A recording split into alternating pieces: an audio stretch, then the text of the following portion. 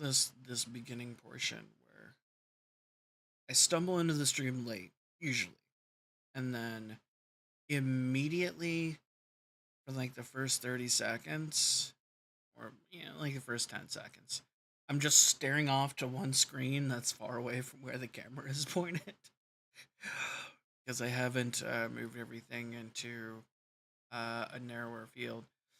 Uh, my camera ends up being off center for art stream because my tablet is not directly in front of my other screens. Um, it's like on an arm where I can use it as a second monitor, and so when I move the camera over, I'm just looking in all the wrong places. It's ridiculous, and I don't know if anybody even cares about that, but that's what I'm gonna ramble about for a second. So what are we doing today? God only knows. Uh, I am having one of those clearer moments.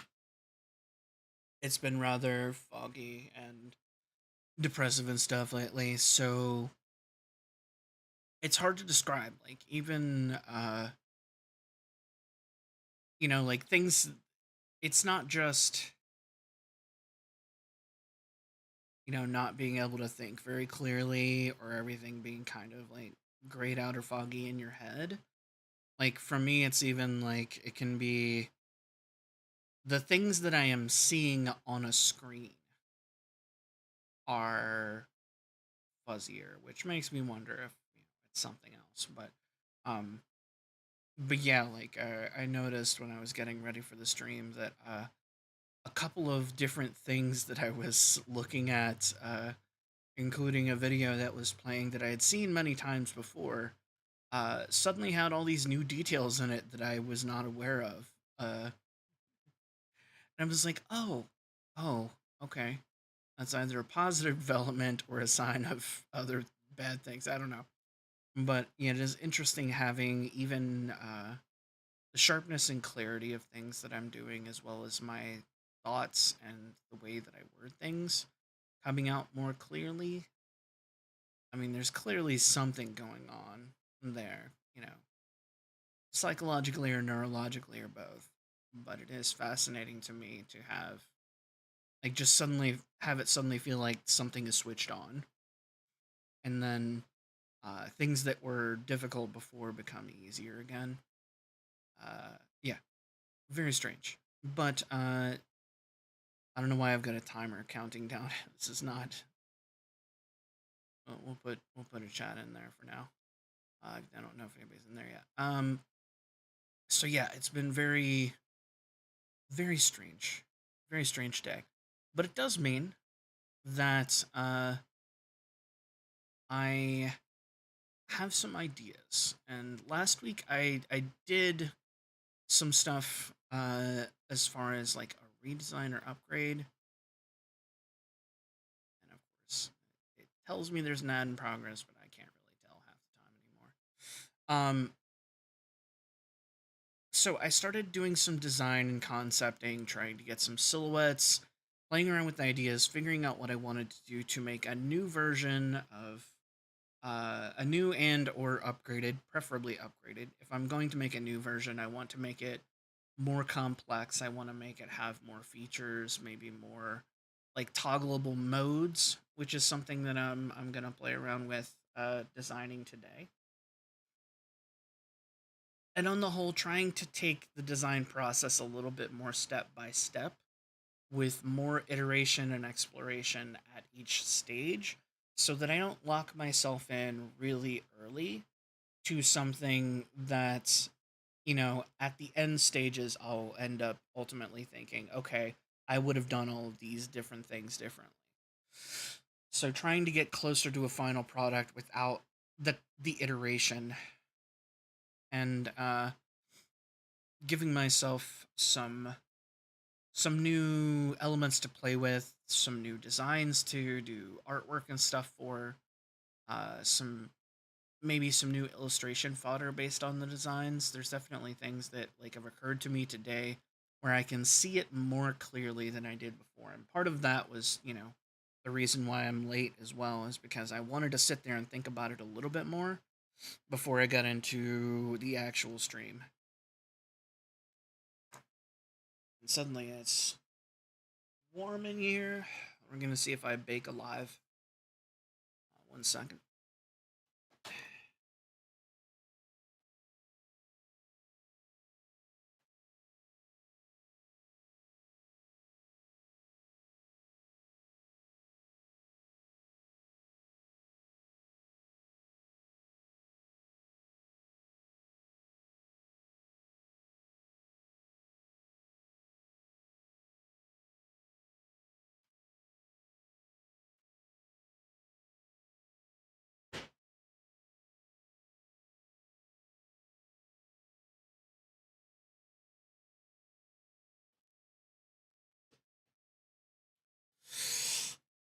Okay. Professional stream. Professional stream where I run away to adjust thermostats. This house is like weird to regulate. It'll like sometimes the temperature in different rooms or throughout the house will go several degrees above what it's set to. And I don't know if that's just because it builds up a certain amount of thermal mass and then it like overshoots. Not thermal mass, but like it builds up a certain amount of heat trying to get to the target and then overshoots that temperature, and then it has to come back down, and it's constantly, like bobbing above or below. So it's either 2 degrees colder or 2 degrees hotter than what it is. And you wouldn't think that would be weird, but I feel like it's also uneven across the rooms. So now I'm just talking about everything but what I came here to talk to do tonight. So let's get over to the art side before I lose my damn mind. Okay. So, what have we here? We have a chunky boy. Now, move that a little bit more.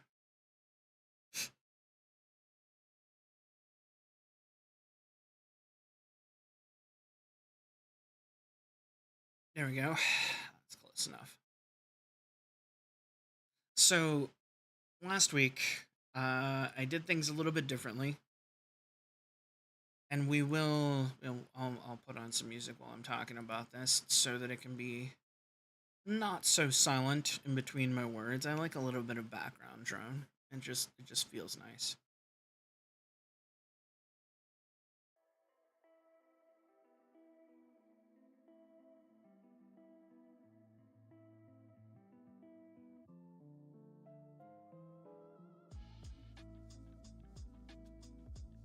We'll bring that down just a little bit. All right. So, last week I found myself trying to break a cycle of just trying to work through the mental processing of art and like all the high concept rants and philosophies and stuff that I was exploring, and trying to get back to the meat and potatoes of actually designing some stuff again. And I feel like there's tangents are going to be necessary on occasion because it helps me get those things through my head and shares those thought processes while also, helping to get me to the other side where hopefully I've learned enough from that internal and external conversation to be, a little bit better artist or designer or person or whatever it is that I'm trying to make better by talking through all that stuff, right?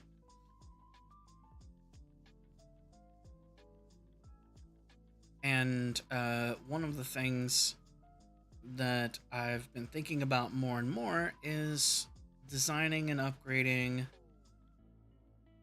my little avatar VTube rig, whatever you. There's so many different little acronyms for uh, what that is. Then I find myself drifting towards older stuff. Avatar being like one of the older terms that I remember floating around on the internet. And I'm sure there's, original character,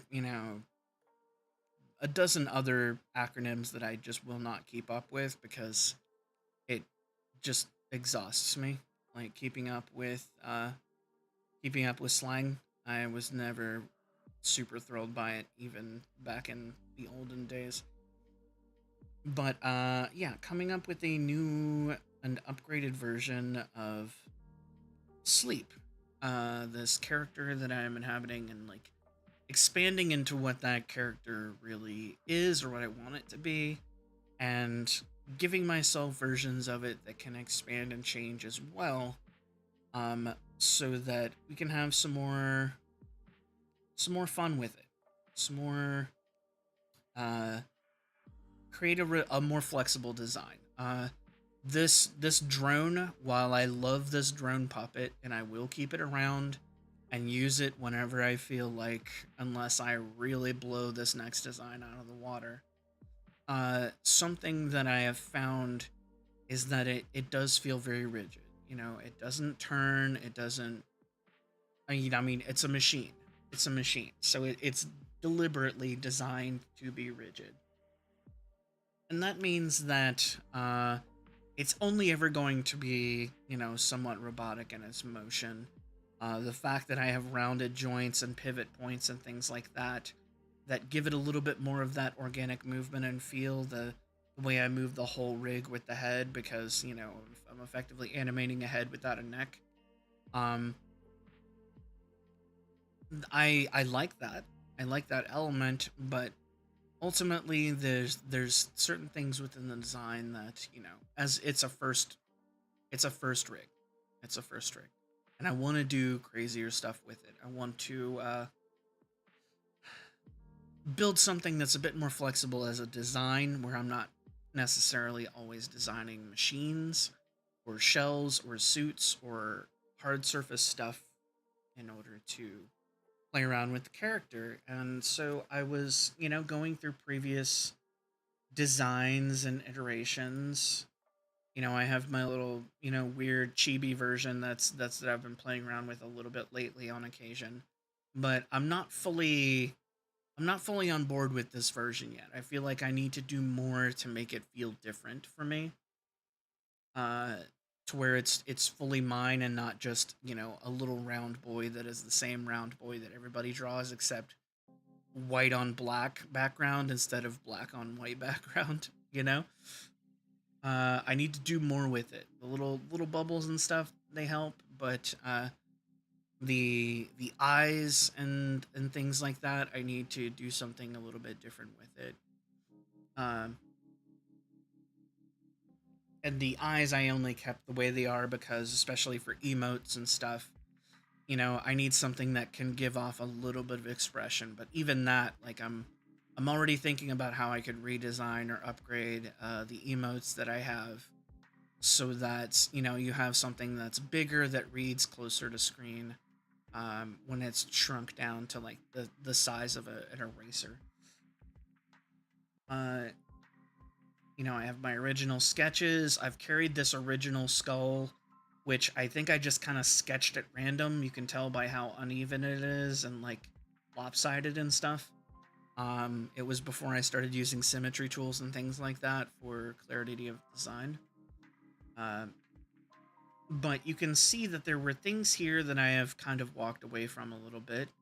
Uh, like these seams and other elements where you can tell that there's contours and additional shapes, not necessarily muscle fibers or anything, but that kind of additional flow and shape that you can pick up through outlines and highlights.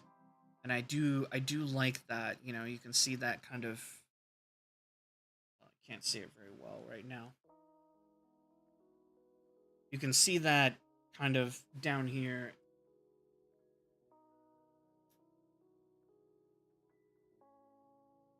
in this section right here. You've got this contour line that implies that there's this shape that wraps around, that's that kind of like sausage shape or whatever, that kind of gives it a little bit more dimension and depth, so it's not just flat.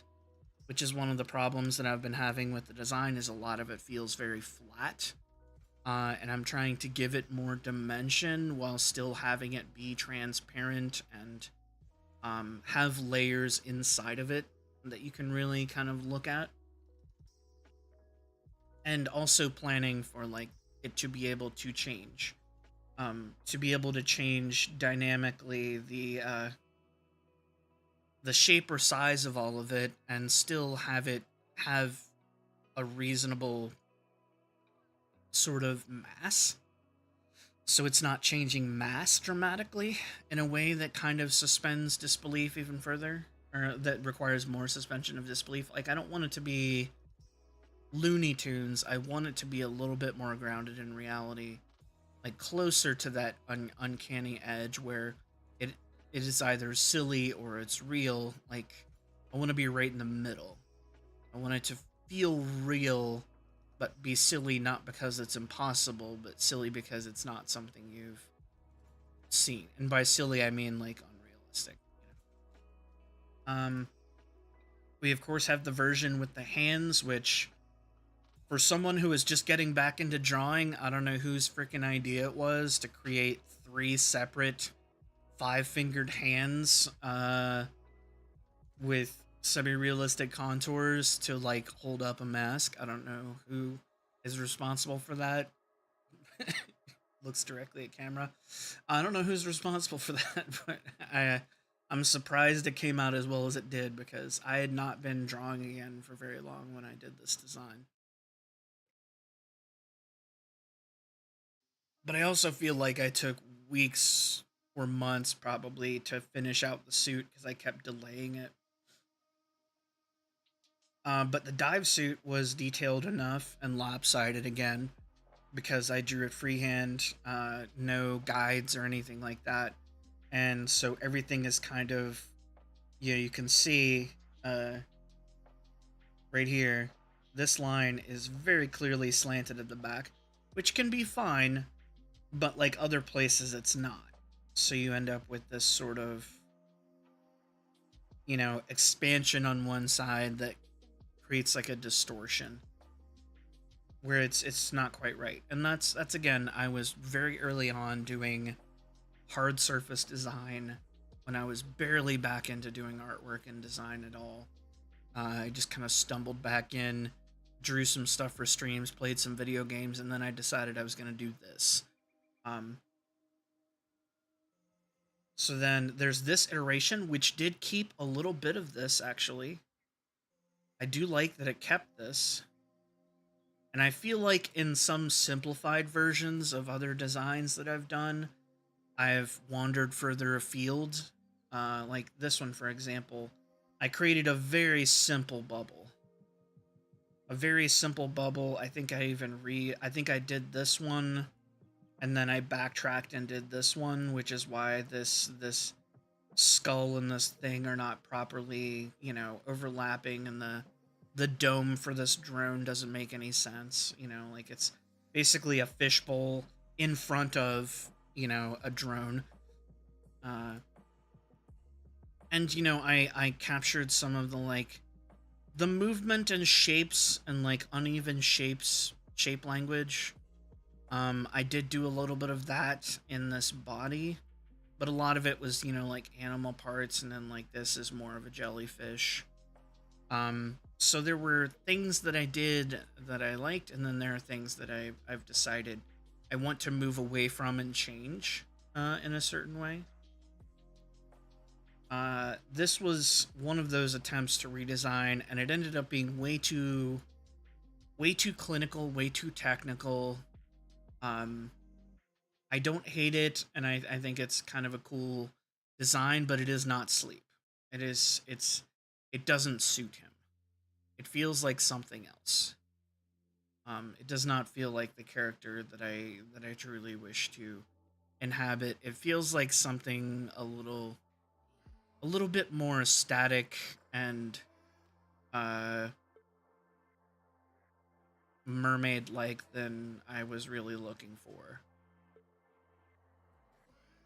Like it has like weird Fiji mermaid sort of feel to it that While it would make sense in some fashions, and probably especially if it wasn't A posed like this, um, like I said, it's not really the rig that I want to make.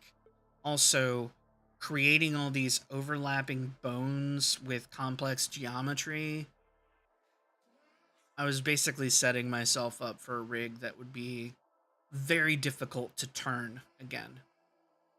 So, like, if I wanted to turn this rig, I would have to do some crazy stuff in order to create this sort of circular rotation.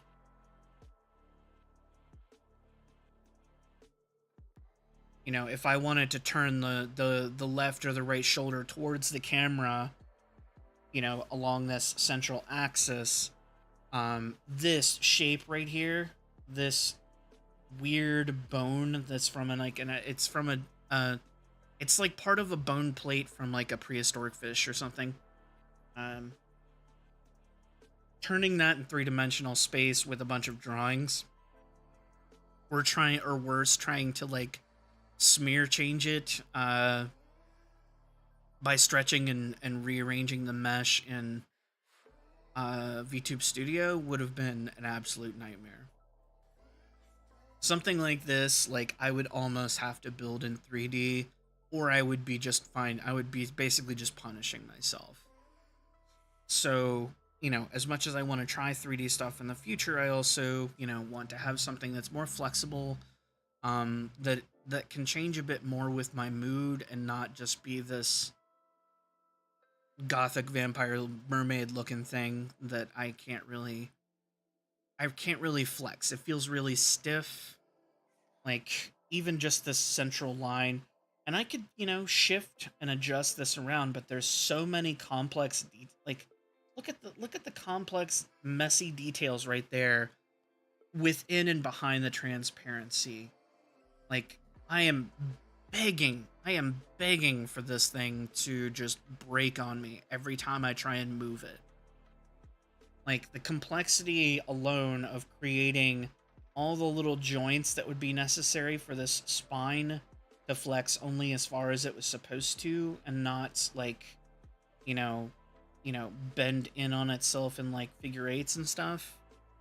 Like if this was a spine I was actively doing with a 3D rig maybe, but trying to bend that without distorting it heavily and like YouTube Studio, bending this in perspective so that it would like narrow and then get bigger again, like so that it could lean forward and then ultimately um you know, be in foreshortened perspective.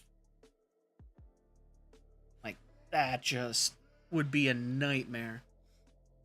I even did it wrong just now, just trying to demonstrate, because you know, like if you're doing it in this sort of perspective, like,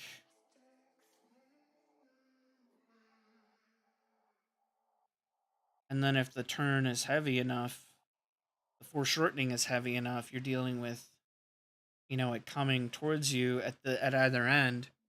If I want to get that kind of, you know, hunkered over posture that is in the original design, like, yeah, I'm just giving myself difficulties that I don't need as a designer for something that I want to be able to animate. And if I'm going to do that, I want to do that judiciously.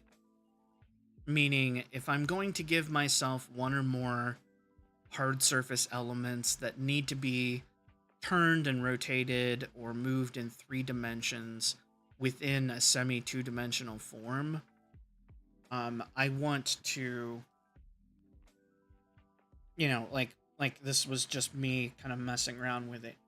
But if I'm going to give myself a couple of difficult objects, I want to limit the number of those difficult objects. I want to limit it to, you know, like some bones and things that are going to be easier to bend in perspective, that are going to be easier to warp or redraw. You know, single bones without complex forms for the most part.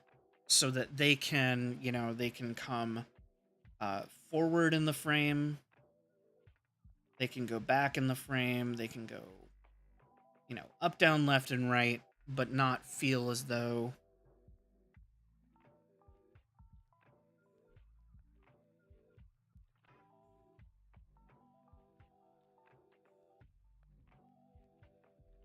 they can go forward, back, up, down, left, right, and I don't have to worry about nearly as many issues with complex geometry. So I want to limit those as much as I can, which right now means the primary thing that would be a challenge for any of these designs where I'm doing this more, gelatinous form, where I'm not housing it within a machine or some other sort of shell or whatever that's not malleable, if I'm sticking strictly with the form itself, which I didn't anticipate going for as close to this big chungus as I'm kind of drifting. I always thought of it as like more of a floating thing, but actually putting that weight and like a sort of stompiness to it has grown on me very quickly. And it does mean that there's more opportunities for changing shapes and ways to do that. So, we went from this, where I was practically creating a biblically accurate mermaid, um, in a more bizarre form, like really trying to push the envelope on my original design until it was like really uh, just unwieldy. Can you imagine trying to animate this thing? Like just this bone here, you've got points of articulation here. You've got several here, just all the way down. Probably a degree of articulation in these. You've got the tail element, which is one big piece, but there's also like several small bones, and it's very flexible there. Like, this is a complex skeleton with all these little parts. This would probably be a little simpler.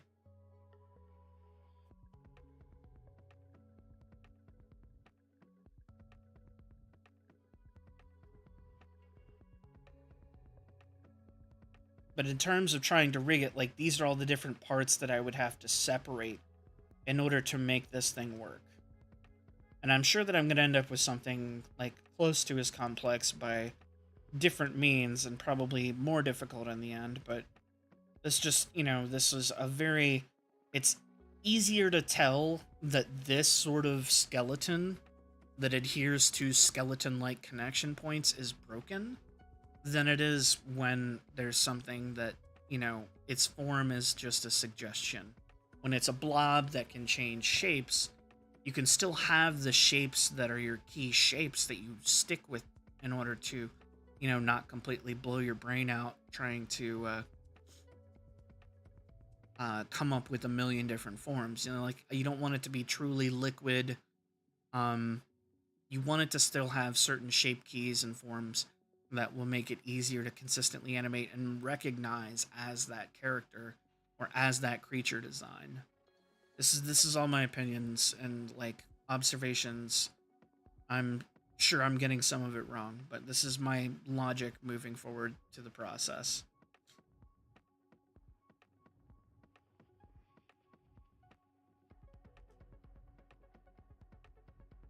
I'm gonna drink here.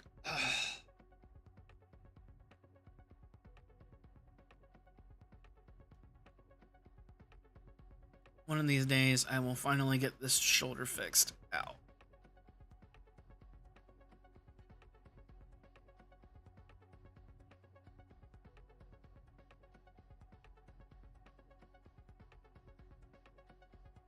That stretch actually works pretty well. That doesn't feel too bad. I don't know what I lifted or did, but I messed up my left shoulder like ages ago, and it's just not happy with me.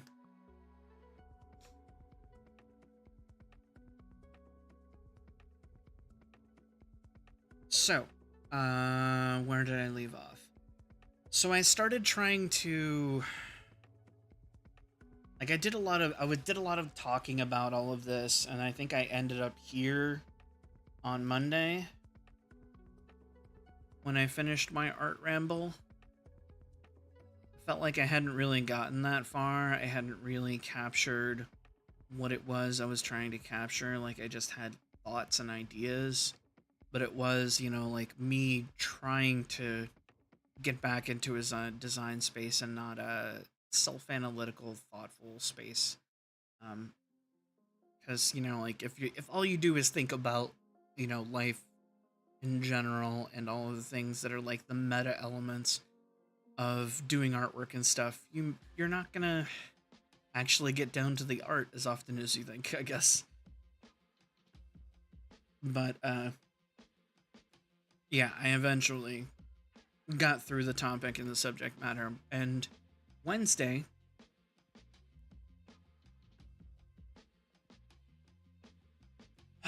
Wednesday is normally my quiet stream where I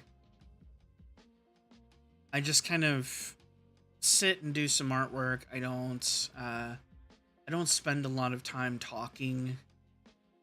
But I did things a little bit differently this past Wednesday, and I may continue to. Um, where I do talk a little bit more, but it's kind of like this, where I'm talking a bit more about the design, and generally speaking, I'm not raising my voice nearly as much as well. Just putting the softer connotation of quiet, as opposed to silent stream, I guess. But I started looking at ways that I could change the shape of sleep, change the shape of the character, incorporate more unique patterns of bones.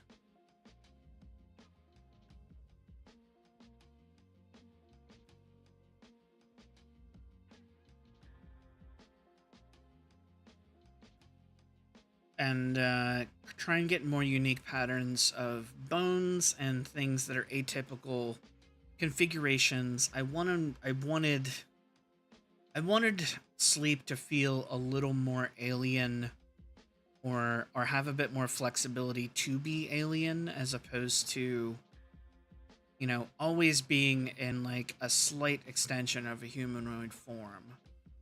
But I was always thinking of that in like a very static way, not in how it would move or how it might change, but what is the silhouette and shape that it most commonly occupies. And I came up with a few interesting ones, like like different, wormy and snaky bodied things where I could still have arms. I could still have limbs, arms, and hands that would provide articulation, and room to gesture and have the different postures and things that I even have with this little robot. Um,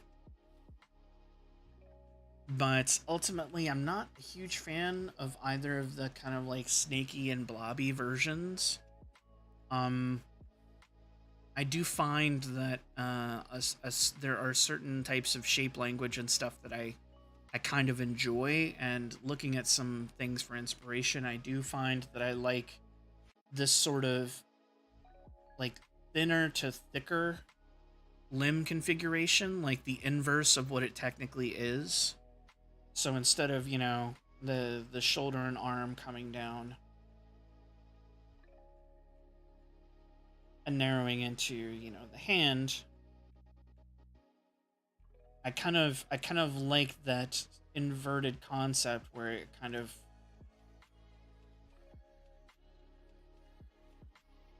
you know gets thicker and has an even bigger sort of chunky element to it, I kind of like that idea. And another reason I like that is something that I did, which you can't really see too well, because it's small right now. But something I did when I was drawing these feet is I kind of like originally they were very, pointy and crab-like, a little bit closer to this. But what I liked is flattening it out in a sort of hoof-like fashion and giving it a little bit of flair so that there's a kind of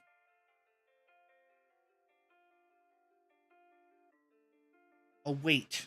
I wanted to give it weight.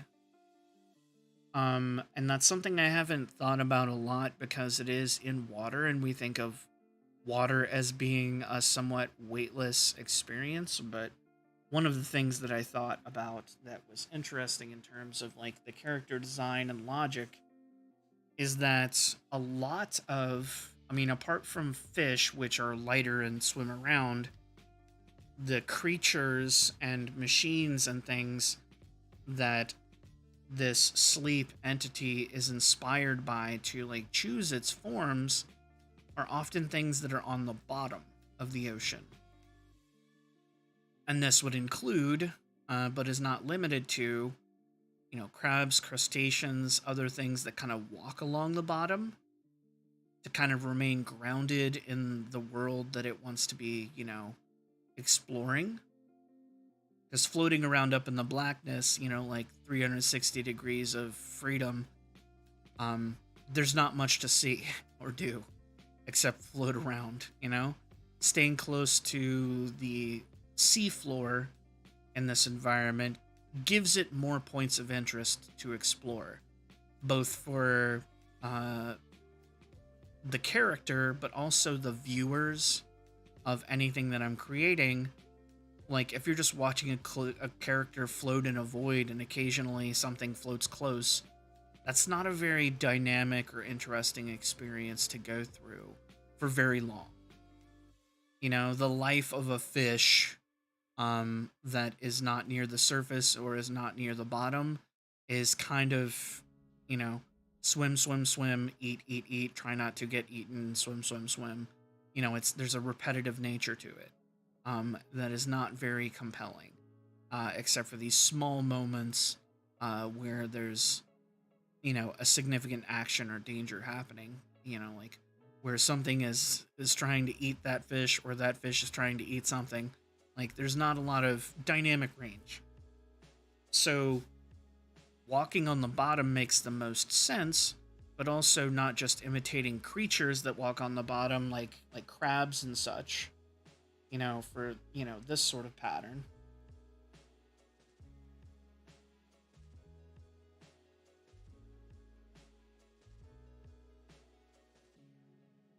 But also machines.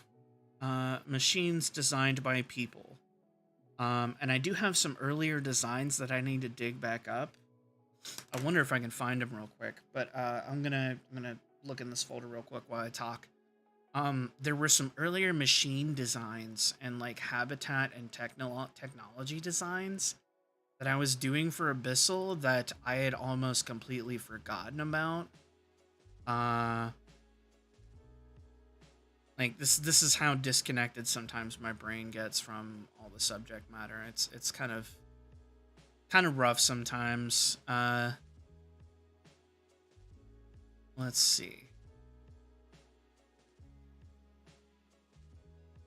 I know I've got one that's got the ocean junk. Where's the one that has?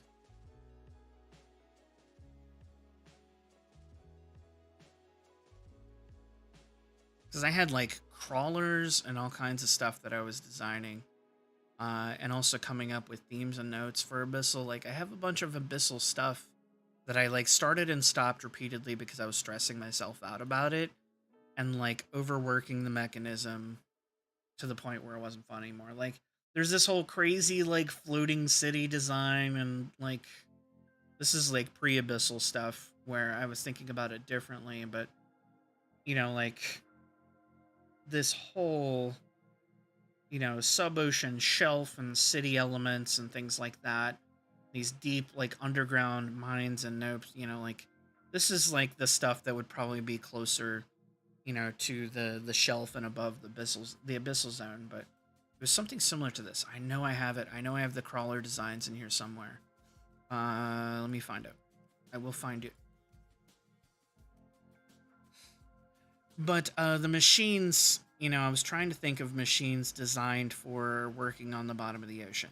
Having heavier, broad platforms, or like having stuff that kind of floats because it makes sense for certain stuff to float, so as not to have to interact with the ground. There's so many different interesting design problems when you're dealing with something like that. Where is it?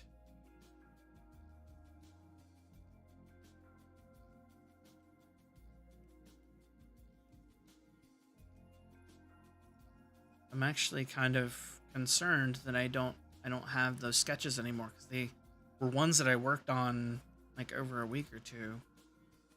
They were really good. I wonder if they're buried in another file. Sometimes I'll do multiple things in like a single file, and then I don't go back and double check my layers and work to find it. This is how not to be organized, boys and girls. This is how not to be organized.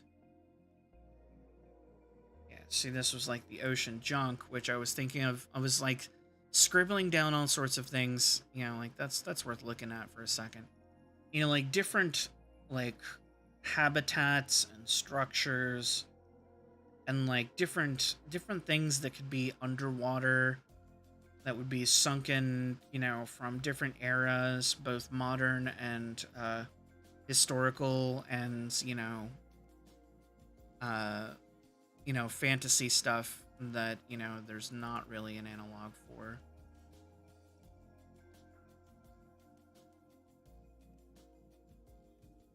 I'm wondering if what I've done is,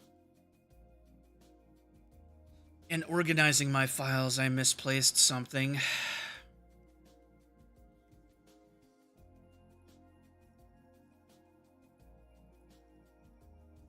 Hate when I've done this to myself.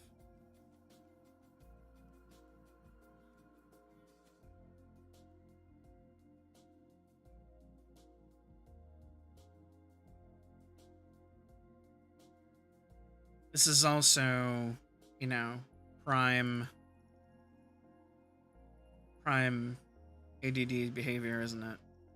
This is straight up me not being able to let this go and just move on to the rest of the stream until I figure out where I've lost this sketch.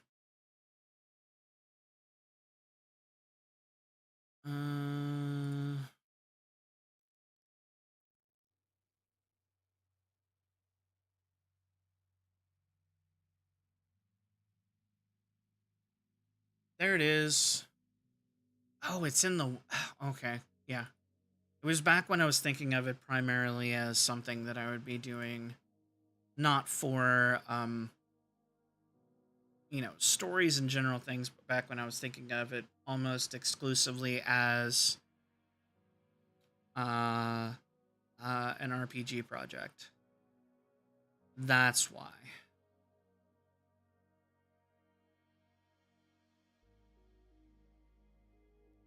So I scribbled some stuff here, but there's a better one.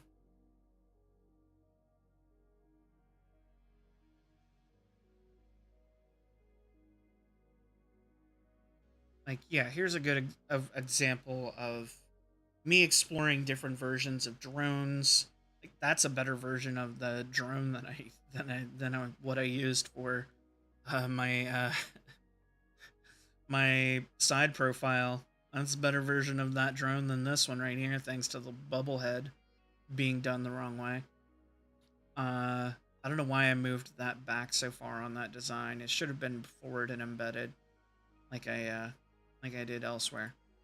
But having like tread stuff Like I thought about having like faux treads would be interesting. Um, like as far as like imitating shape, design, and function, but not necessarily giving it the full detailed form.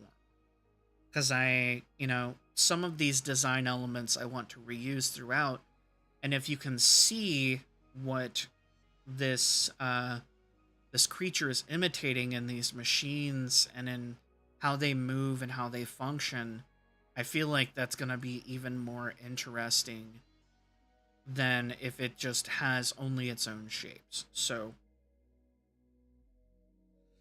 what the hell am I talking about? So, I kind of like this bigger blobbier form.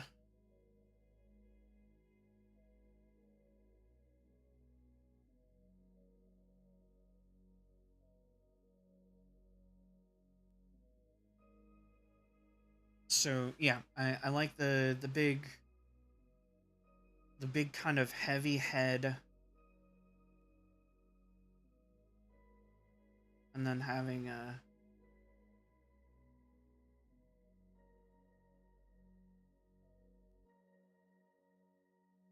and this would be like and the reason I kind of like this, in some ways, is because I want it to feel heavy, and that was kind of the point. Is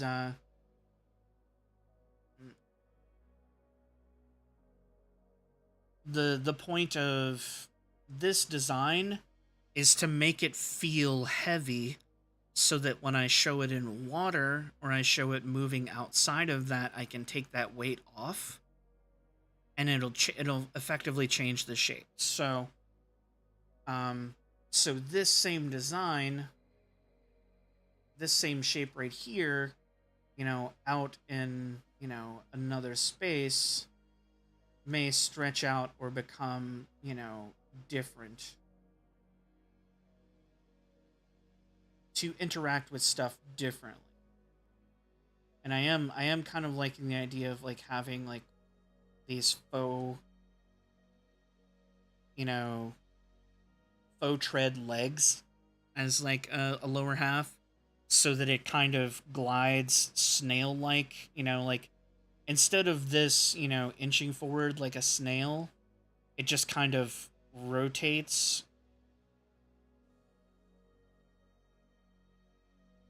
So like, it would slowly be turning this slimy tread thing, moving those surfaces in order to move forward or back. And of course, it wouldn't be entirely bound to that. It could move in ways that it's not supposed to because of that. But imitating this sort of two-wheeled or two-tread design, like this, the lunchbox design right here, this one, or toaster. When I can't remember when I came up with all the names. But like imitating that, for example, imitating this tread and having the upper body kind of like squat and the skull, a bit more centered down close to the ground as one mode of operation. Um, Having the floating drone version where it needs to interact with things, having a redesigned version of that, because I would like to upgrade this design into something that makes a little bit more sense in certain ways. I do like the square approach, like the CRT TV box sort of body instead of this longer one. I think this is interesting, but it's also strange to try and use as a body. You end up, like from the front perspective at least, just having, a circle, and so it's just a floating head. There's not a lot of points of interest. It's like the design I have now, effectively, but far more boring because there's no arms or anything like that.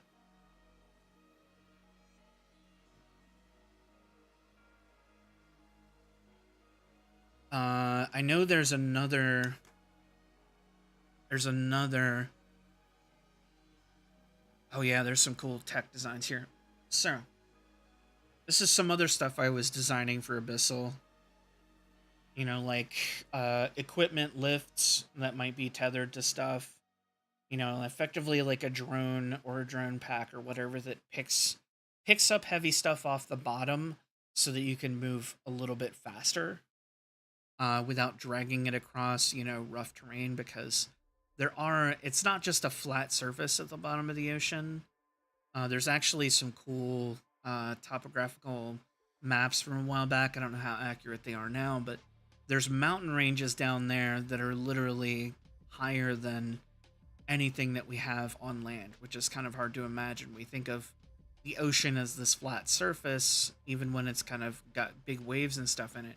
But far underneath of that is a space that is big enough to, you know, dwarf, you know, all the mountain ranges on Earth. You know, these are massive structures that would like eclipse your field of view if you were trying to go up and over them, and you wouldn't be able to see the edges of them because of the way water works and occludes your vision. Um,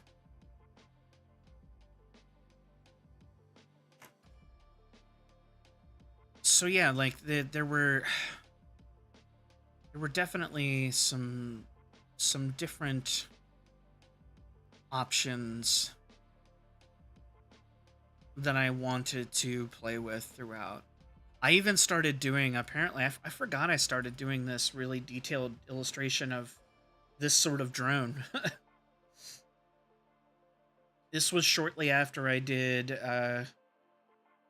this was shortly after I did my VTube rig, and I was using some of the same techniques to create more equipment from within that same universe, but this is still very, like, flat in a lot of ways because it's such a flat, squared off design. Like, this was a really elaborate tank tread for no reason. But it will be a cool design for future use. Like, this is the level of stuff I need to get up to eventually if I'm creating especially 3D assets, or if I'm creating anything in 3 dimensions. I need to get all of these different viewpoints so that I can create an object in 3-dimensional space. Like, these are the 3 angles that I 100% need in order to be able to build this machine. If the opposite side is too different from this, I would need the opposite side as well. Or I would at least need to, you know, show what is attached to the opposite side that is different. But, you know, like borrowing some stuff from machines and, you know, imitating that with shapes. You know, it's something that's been done with a lot of, you know, gelatinous or formless characters before. You know, if they can take different shapes, why would they not take different shapes? And it's all about whether or not it's very literal, you know, if it takes on texture and color as well, or if it just takes on general shape. I'm leaning towards general shape. But the other thing that I liked about this big bobblehead design, right? This design right here. The other thing I like about this is this big helmet sized thing around this makes sense if most of your observation of people is them inside great big dive suits. The same for this sort of body shape with like these heavy limbs and things like that. Like, unless you're wearing a futuristic super spacesuit, like a lot of heavy dive suits, they lose a lot of their form because they're just great big capsules with, you know, arms and stuff attached that have to be very rigid so that they can survive the pressure. And that was something I hadn't thought about. Something I hadn't thought about. As far as imitating human forms, but imitating them in their more, you know, like walking around outside in the water sort of suits. And I've done a bunch of dive suits and equipment and stuff like that, you know, driving myself slowly insane with those sorts of ideas. But I feel like there's definitely stuff to mine. And I've officially talked through most of the stream now. It feels like I have not kind of gotten to where I wanted to be, but I haven't drawn today. This is all like me getting my brain warmed up. I should have been doing this probably hours before stream. I'm trying to get in the habit of maybe just waking up and before I do anything, just sitting down and drawing whatever comes to mind. Um, Not because I feel like there's a pathological need to draw every day, but I feel like if I can have something just kind of flow out of that sort of in between state from being awake and worried about the world and being asleep, if I can get something creative out during that time, that gives me something to build off of once I'm fully awake and not fall too deep into the well of my various stresses.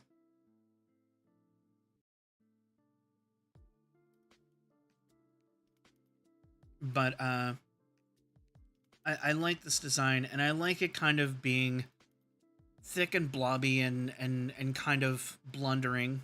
So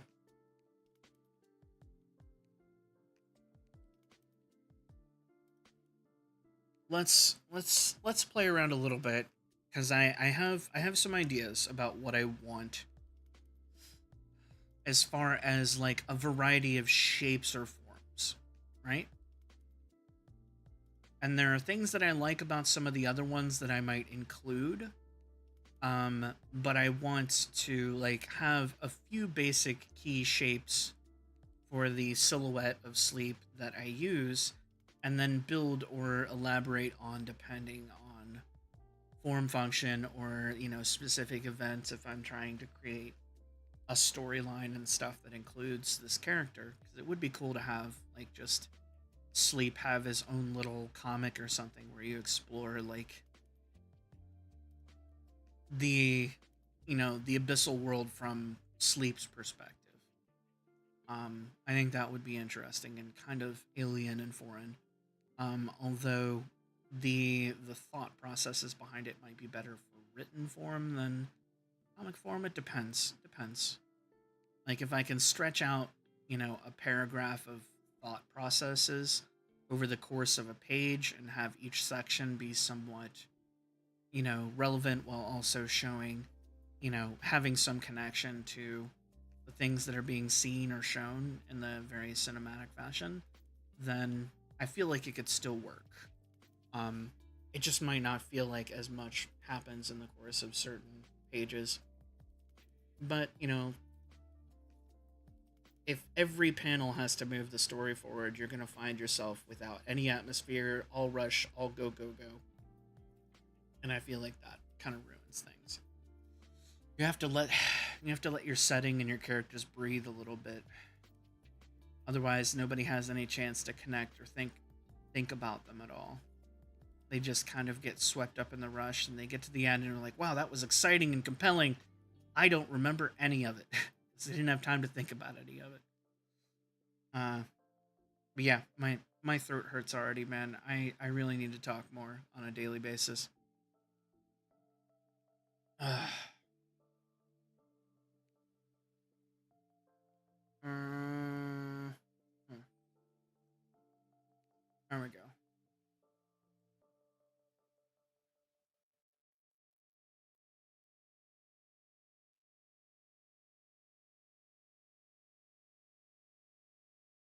I do find I like working with sleep concepts and stuff a bit more on this a darker background. I didn't do that for this because I wanted to see the silhouettes themselves, so maybe I need to go like the middle ground.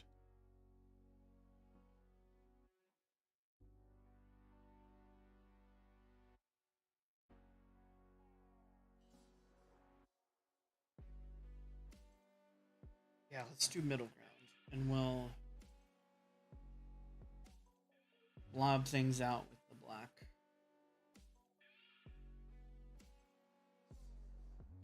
So I feel like the version of there's several different versions or modes of movement. Like I feel like sleep's form should maybe change depending on what they're doing. Like what their current purpose is. Is it to move quickly? Is it to kind of have the experience of walking around like a person? Is it to manipulate a bunch of switches or controls all at once? Is it to put someone at ease or the like? One of the things that I'm kind of writing into the narrative arc for the whole abyssal short story anthology series is that this drone form of sleep, this one that's on screen right now, that I'm using as my VTube rig, is something to kind of put a real person that they're interacting with at ease. Like even though this drone is like the size of, you know, a stove, like the size of you know, a mini fridge or a small stove, like it's pretty big. It's a pretty big machine that is inherently intimidating, with a giant skull in it. Um, it's ultimately meant to be smaller and less threatening than the overall form.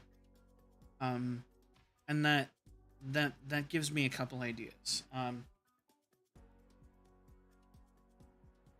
So uh,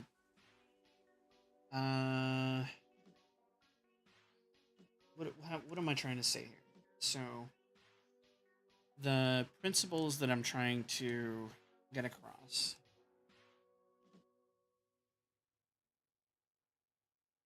is form based on function, meaning what sleep is doing is going to determine in part the form that he takes. And that helps me a little bit because then if I am coming up with a new form, I can look at the task trying to be accomplished and decide, okay, what form would sleep take to perform that function? What would be the most efficient? What would be the most effective? What would be, interesting from the perspective of sleep to be in that moment? And so I feel like there's definitely some form based on function. Um, there's also based on environment.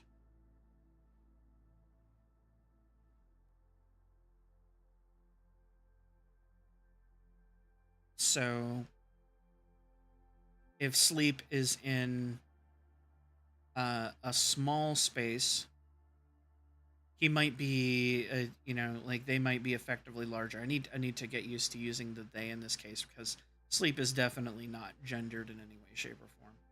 Um, but so sleep, if they were in,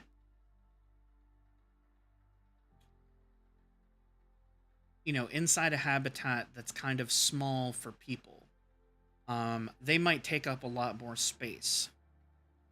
Because they can't stretch out. They can't stretch out into the environment, and so they might be compressed, and that's where you kind of get, the big chungus form, where they're kind of, trying to.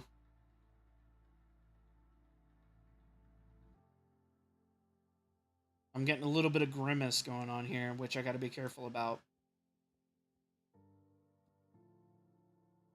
And one thing I wanted to reference was maybe like was a good suggestion or like a comment that I saw from someone in the Discord, uh, that it reminded them a bit of a tardigrade,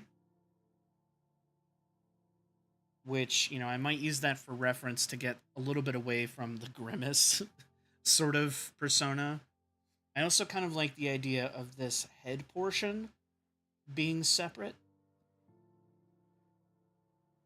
So if you have the body, it's connected, but it can also, like it can rotate to the back, it can rotate to the front, and, kind of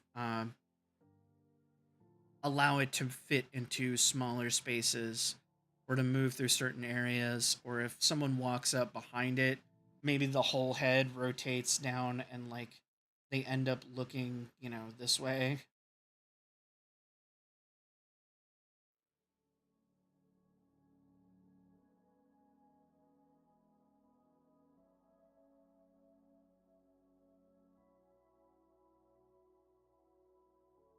So I like the idea of the head or the limbs kind of being separate and not locked into the same skeletal position. So, any one of these limbs, maybe it wraps around, or like, like in terms of how I cut it up, I would have to slice it up anyways.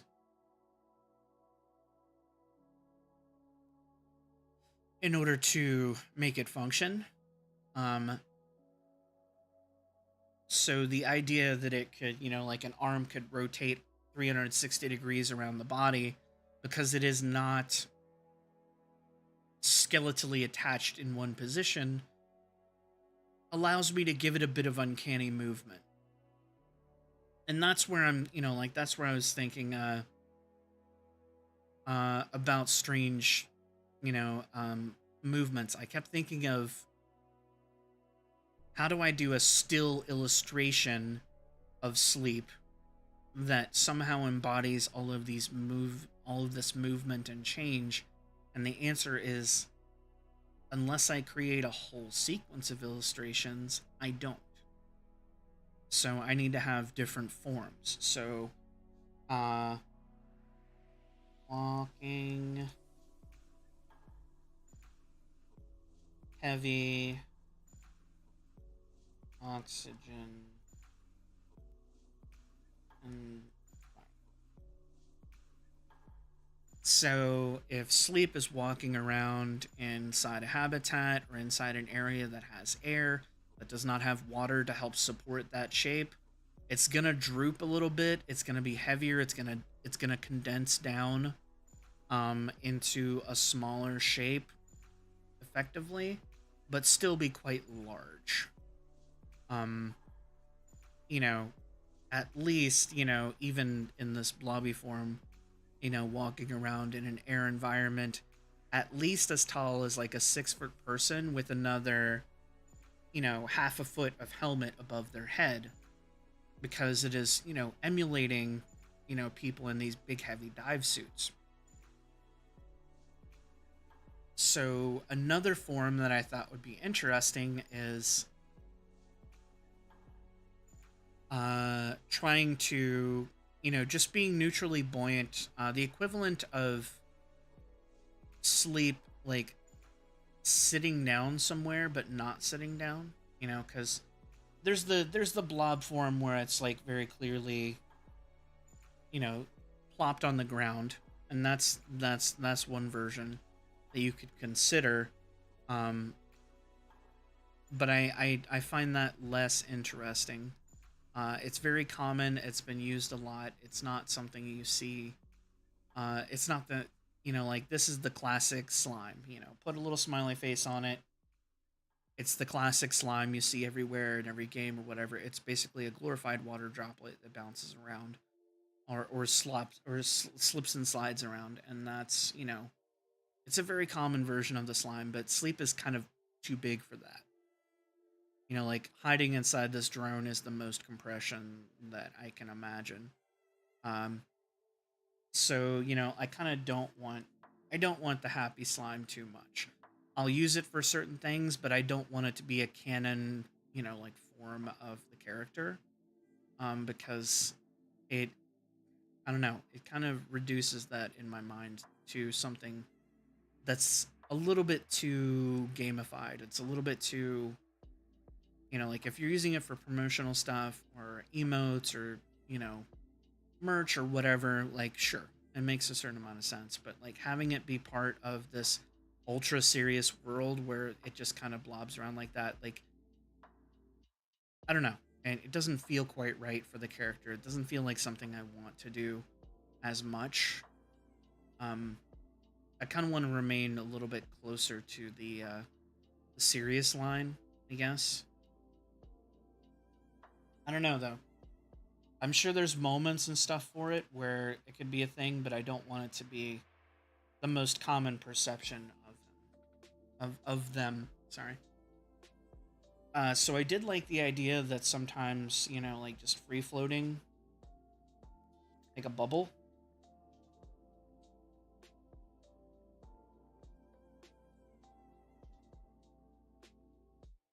Maybe having a few disarticulated bits kind of moving around.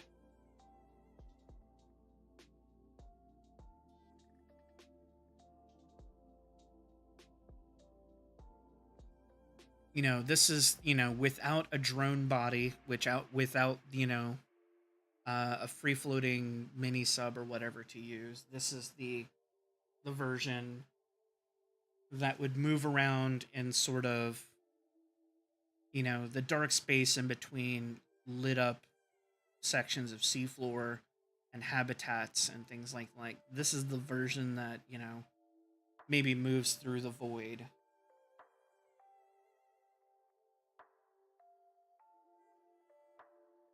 And you know, it could float there and I could have a certain amount of movement in the form so that it has that kind of, you know, floating soap bubble sort of feel. And I could actually do that with final wobble.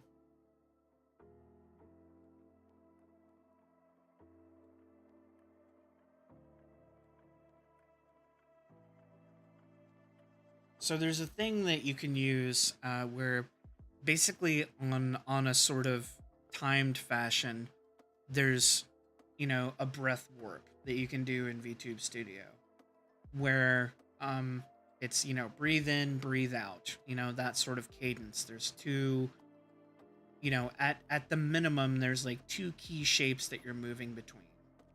And it's designed to give you a kind of idle movement in your characters um so that you can, you know, create breath and it doesn't feel super static like mine sometimes does. Like I used my breath warp, interestingly enough, to make the propellers rotate, and then just created a whole bunch of rotations between the key shapes, so that they would spin. The only problem is that it's a loop, so it's gonna come back to the center eventually. And I'm sorry, no, it's not an infinite loop like that. It is a kind of boomerang. So it goes left and then right and then just repeats that cycle forever. So it'll go between A and B, and whenever it's going back to A, it'll reverse the animation. So one thing that I could do for that is have multiple keyframes in here so that, you know, this is, you know, one version of the bubble. This is, you know, another version with a slightly different shape. This is the main version again. This is a slightly different one. And then it goes back through, and that creates more like variance in the breath as opposed to just like, you know, getting bigger or smaller, like I can add some dynamic form to that. I can do that to all of these with my breath warp, but it's a good reminder that that's where a lot of the motion might come from on this one.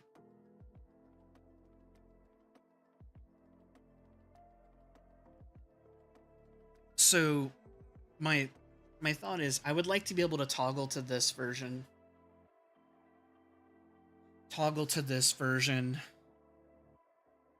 And I'm trying to think of what other versions I might do, based on some of the designs and things like that I was messing with here.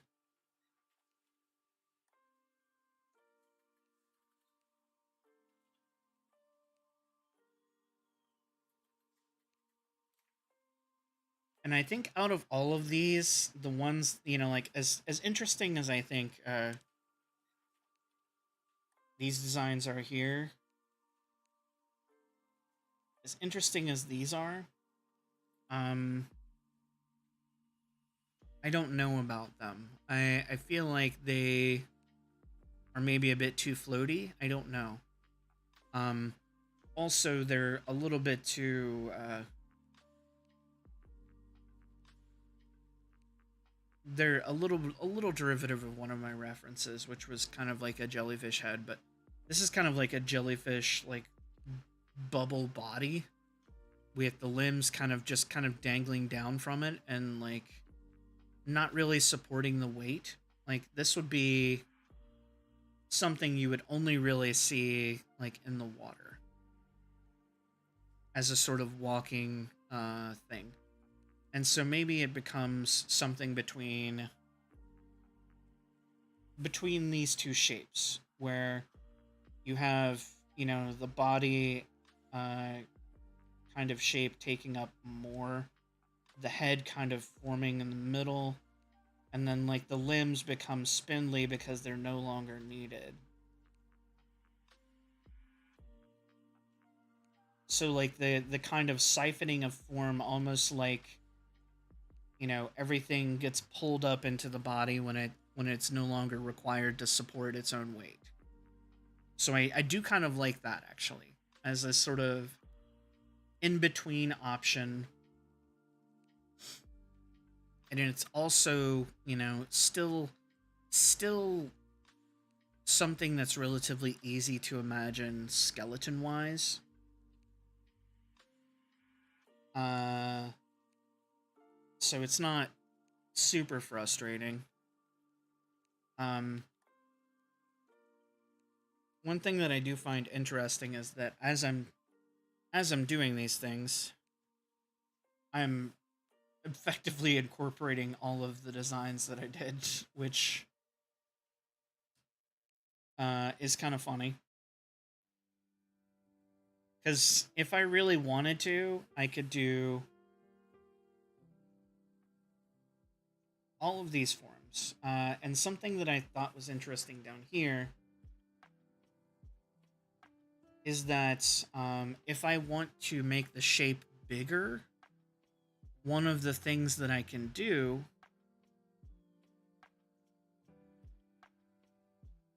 is, so like if this is the overall form or shape, right? So we've got, like the skull here, the overall body shape kind of like in this sort of torso-esque form, with a very upright shoulders back posture.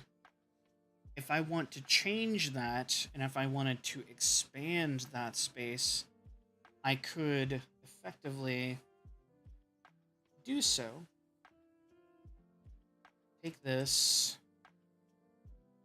and I could transform it. I could make it stretch out in these directions, right? And you would think, okay, that's going to change the mass. Which it would, unless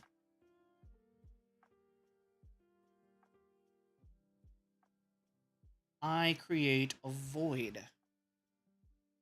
So basically, like, I create a large air bubble.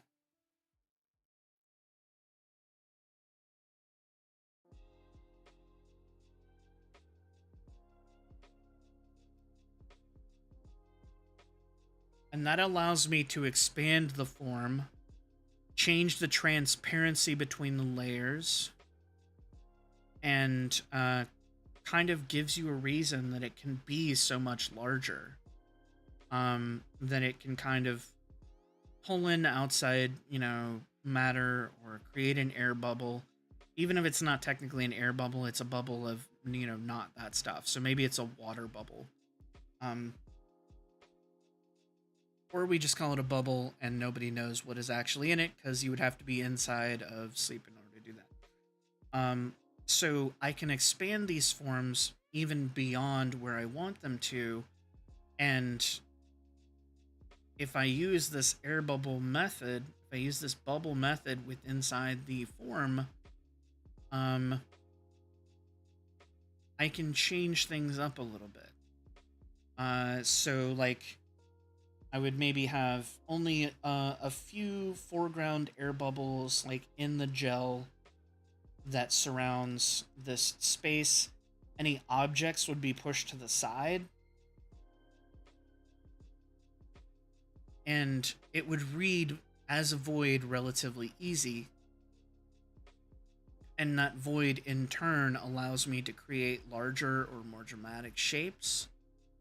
You know, if sleep for whatever reason becomes angry or agitated and they want to go like, you know, full Gandalf, I'm not trying to rob you, Frodo, trying to help you, you know, and grow like 8 feet tall, you know, sleep could do that.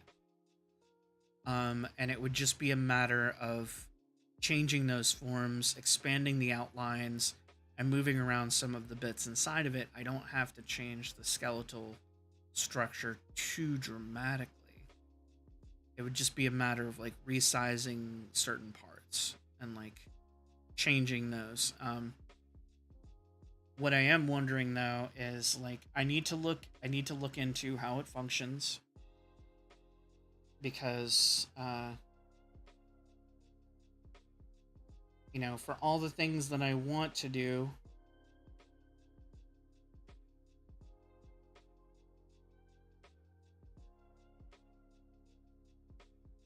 I need to keep in mind the limitations of the softwares and tools I'm using.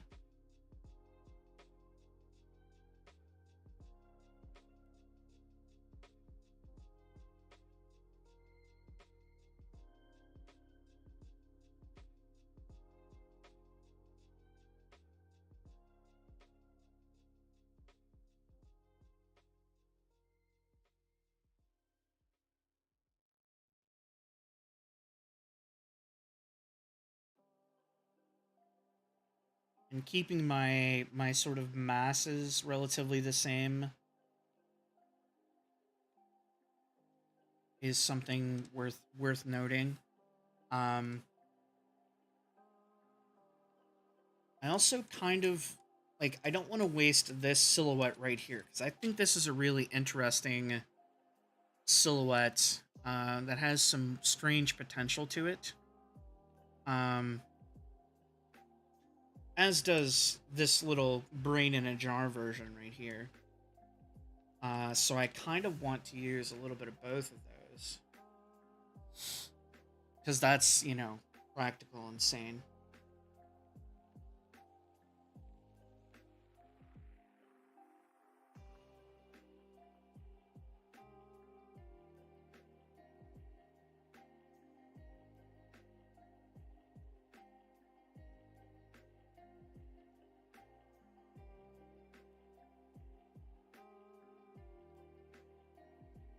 I also need to decide what this piece is right here. This might be like something that gets picked up um, for these more mechanical versions.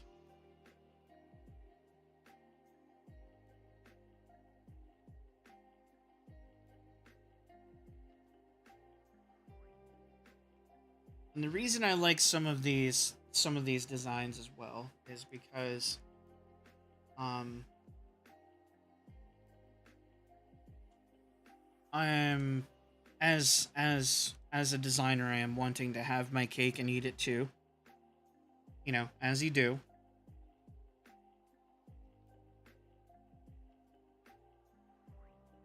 And I like the idea of maybe having stuff condensed a little bit more on occasion, but also having options. And the thing that I like about this plan is that I only have to make one of them to start.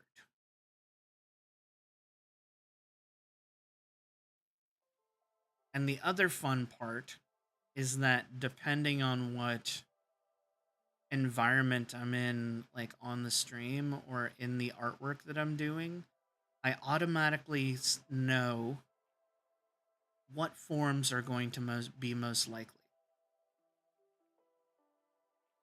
So, if I have this design document that says free floating without any hardware is this one, design C or design 3.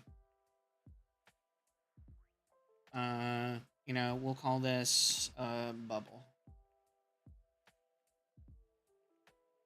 And we'll call this one, because it's a little more jellyfish-esque, but it's not a direct rip of a jellyfish. Its weight distribution is more like a jellyfish, and the limbs kind of drag the bottom as opposed to like actively, instead of swimming jellyfish style by moving the bell, maybe the two limbs at the bottom drag it forward, or more likely it propels itself forward, and the those limbs kind of drive behind without having to change the whole bell shape like a jellyfish. So this is like jelly. We'll call this chunk.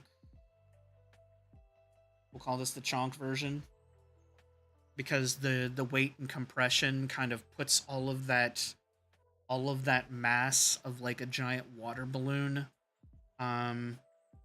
into a walking form, which I think is funny and would be kind of wobbly. It's a little bit thicker and there's more control of it, so it's not going to be like as flexible as a water balloon. It would be like if you filled a water balloon with some other sort of liquid that's much thicker. But the thing that I'm curious about is like, so we have these 3 primary forms, 1, 2, and 3. Like that would be more than enough to start. And then I can start, messing with more complex forms. And as long as this key element, this sort of bubble right here, this is one of the key shapes that's in the middle of all of it,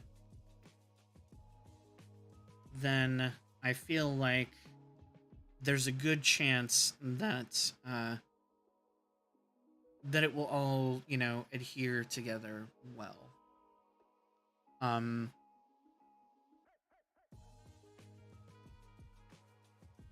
I like the idea of like, instead of this version, instead of floating around as a bubble, or instead of, drifting along like a jellyfish, or thunking along the bottom, that one of the more squat forms is like this. So like having to crawl into a tight space, maybe sleep, collapses down in, and there's like a clamshell sort of thing here or something like that.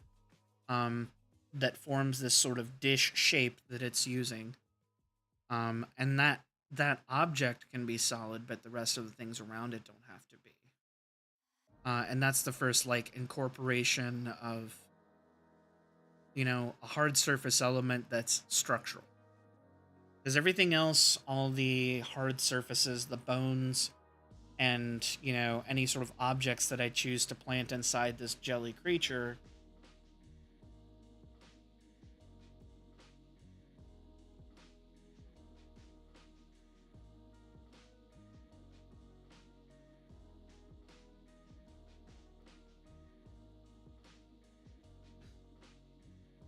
all of those different elements that I choose to plant inside this jelly creature, they're not necessarily going to be anything I have to worry about maintaining the structure of. So, it makes my life a little bit easier in that way. Oops.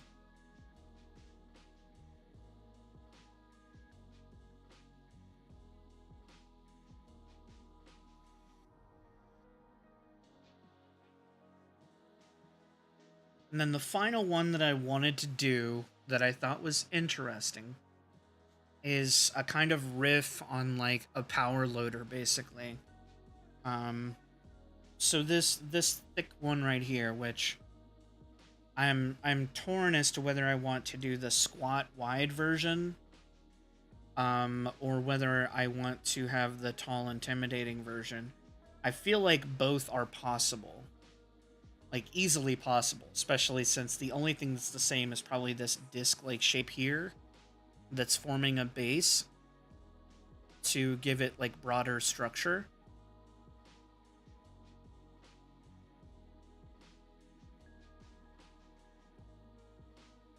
And potentially whatever is within right here. Like, I feel like there's some sort of vertical object here that provides support.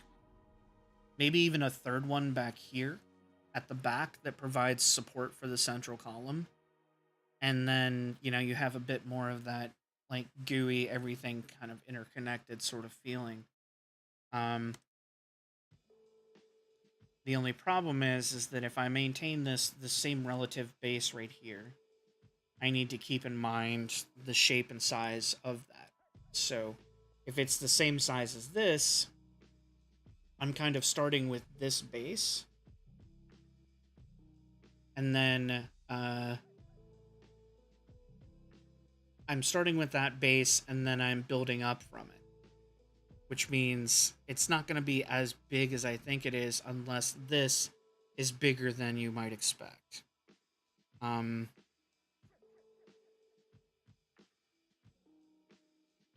Yeah, let's play around with that a little bit. All right, let's play around with that idea. Which means the taller one would be more viable.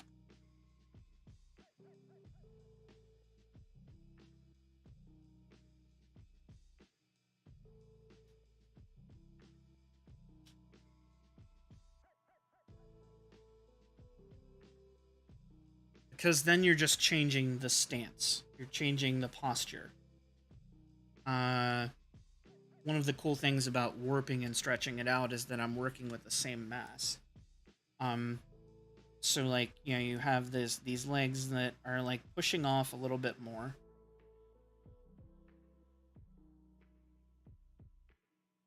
And they're still, you know, kind of underneath and supporting.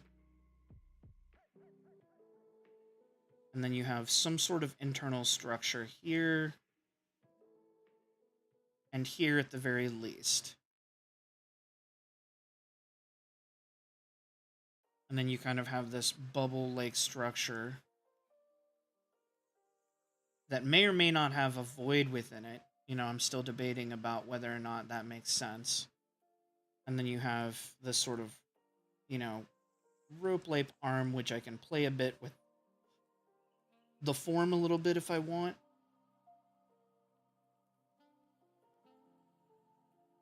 I kind of like the idea of it being a long, you know, two-toed sloth kind of claw. And the only reason it's you know, the end digit is because it's got the bones in it.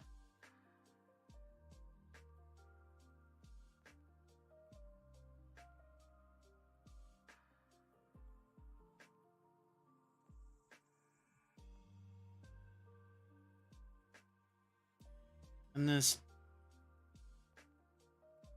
central glob of a thing, I want to maybe give it a little bit more heft there. I gotta be careful about how I do these shapes. It's starting to look a little phallic there. That's the only thing I worry about with this one, is that you end up with that sort of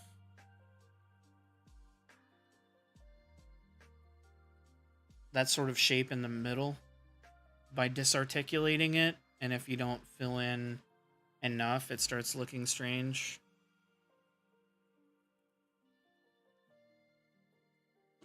That's why I'm wondering if this is the only one that, despite how like interesting I find it to be, is gonna look worse when it's not rounded like this.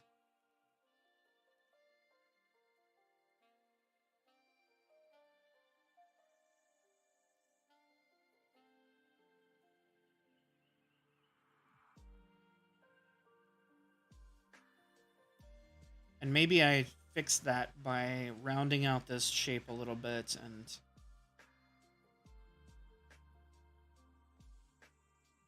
connecting it a little bit to this.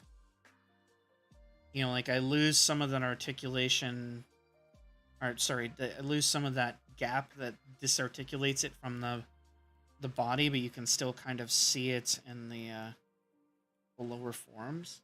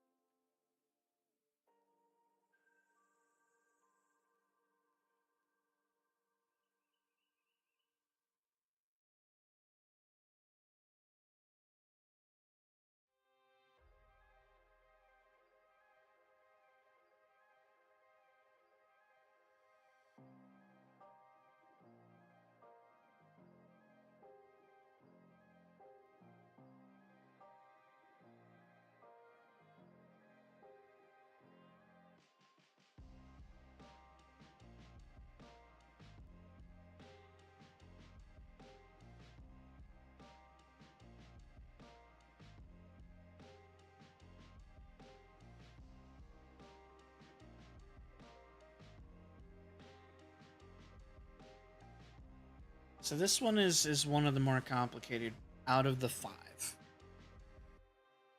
I think the first 3 fit together a little bit more, and this is more, you know, like this is an aggressive sort of intimidation display sort of version of sleep, which I find it interesting that such a thing might even exist.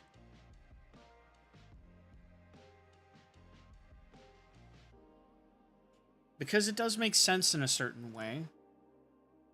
If the examples that you have for your form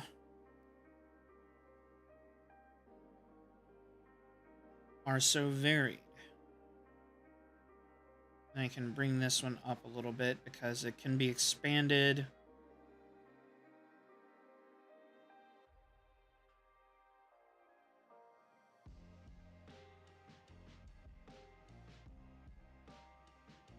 And once you account for all the voids in the form, it is actually, you know, the same mass.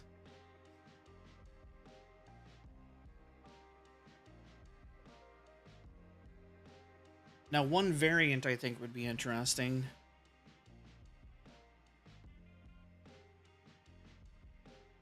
would be if you were to take this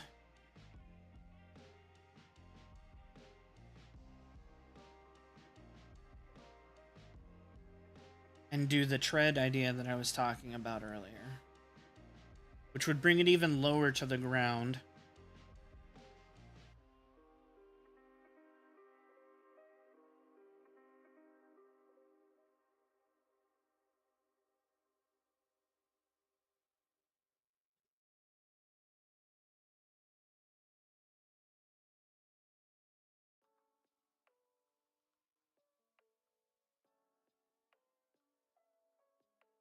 And you could even, you know, position bones within the tread design to move in a way that makes it feel like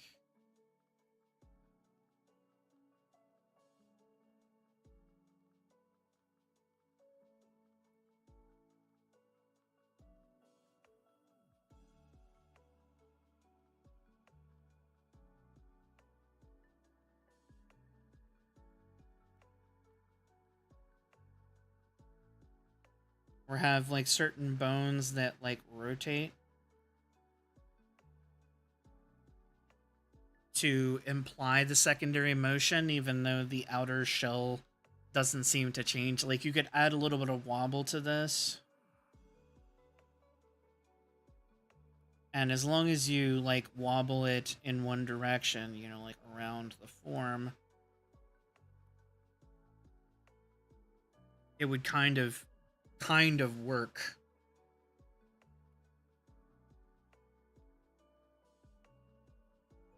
I think it's something where I need to do these 2 versions right here. And then make the tread part separately and like tried a couple different versions of the limbs, you know, or the technological elements that are attached to it. I think that's what I need.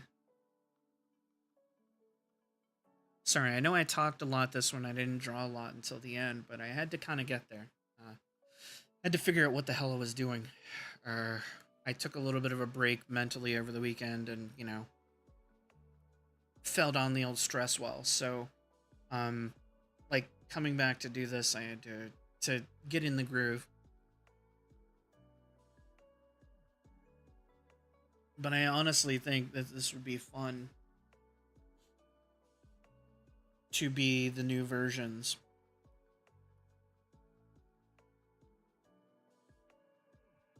You know, the the puffy jacket chunk version.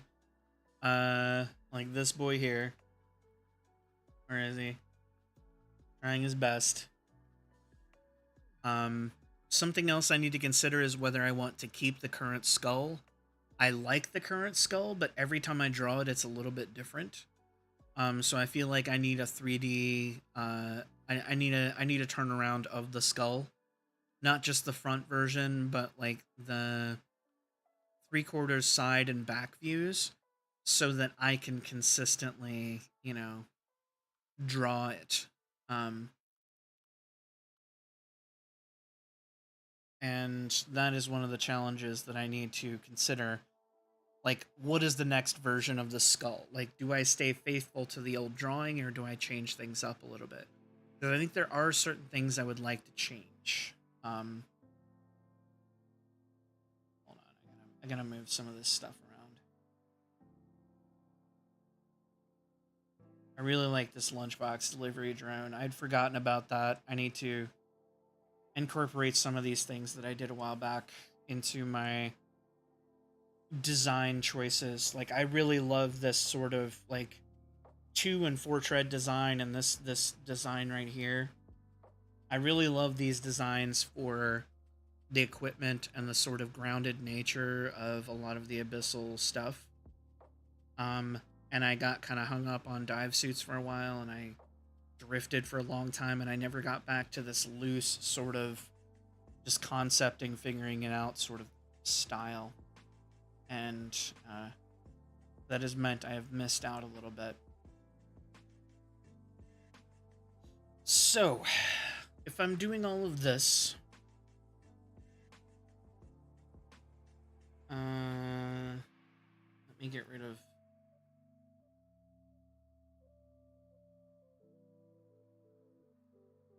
Let me get rid of the stuff that was just explainer text.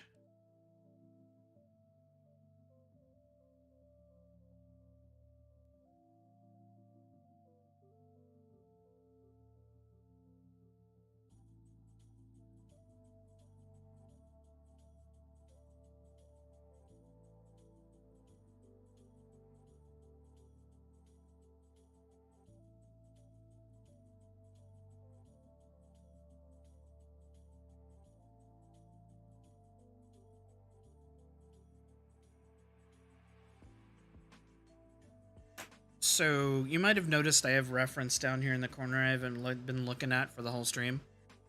And that is because I really meant to dive into that more, but using reference and stuff while I'm doing this talking stream is tougher than you might think. I'm trying to figure out like whether or not I want to change up the skull and do something like more alien or more complicated, or if I want to keep this sort of simple wide skull that for some reason has teeth that are not part of like the mouth part. Like the skull has a nice front view. This one. Hold on. Like this rough sketch that I did all this time ago. Like I did a slightly nicer version. Like I like elements of this, but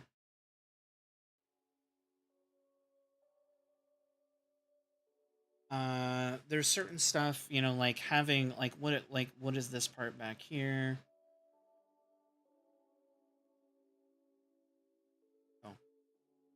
also have a selection key. So like this part back here is kind of strange. Like I have like these big angular recognizable nostrils. I have these two giant eyes with like super thick brows around them, and also this sort of stair-stepped structure inside, which doesn't make a lot of sense. It just adds a little bit of depth because, you know, I didn't want to just make it black holes. I wanted to add some of the inside structure of the eye. I do like that I included a little bit of like the hairline elements of like where a skull grew together. Like I don't hate the silhouette, but when you turn it to face forward, it just feels a bit different. And you know, I drew it this way rather rapidly, and I don't know if I'm happy with it. You know, because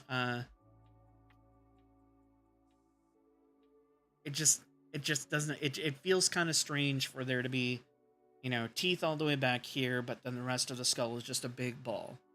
Like I want to make it more visually interesting on the sides and back than just this big flat plane of nothing.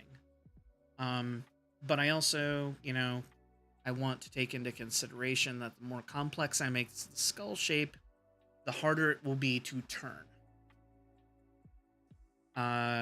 So, you know, like there's things that I need to worry about when it comes to that.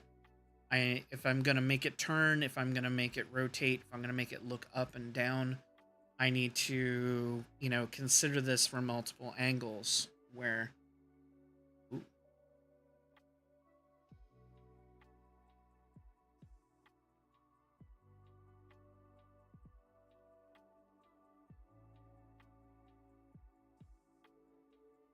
So, you know, if I'm gonna draw this thing as a full turnaround so that I have reference, I need to design the skull so that it looks good from here.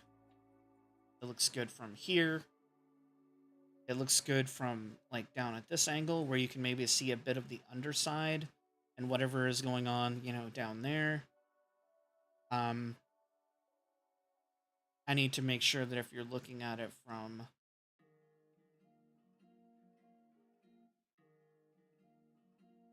this angle, it's interesting. And I need to consider the back angle for illustrations, but maybe not for VTube rig. So like I need to get these perspectives for the VTube rig. And I need to make sure that I can blend between this version, you know, version A, version... So I need to, you know, I need to make sure I have the basic shape for when you're looking straight on. Got that one. I need to have it for when I look down, so you'll be seeing more of the top of the skull. Because I do look down a lot, but I don't have much in the way of animation on my current rig for that.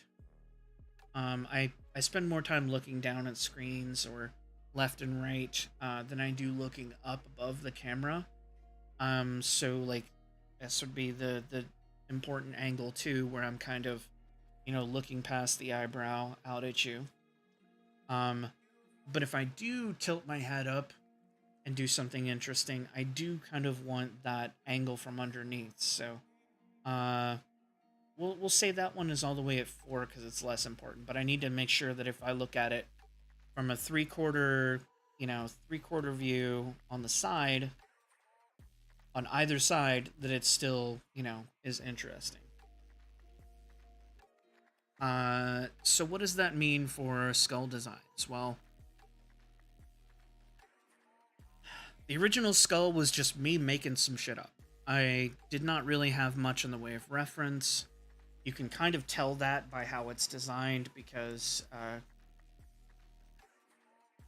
while this version has a little bit more depth that you can read, you can definitely tell that this is a very flat skull.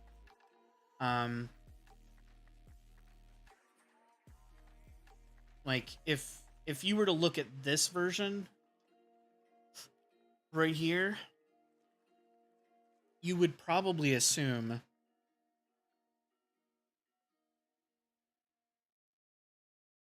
I'm always afraid I'm drawing on the layers of actual artwork. I guess if I don't save them, it doesn't matter.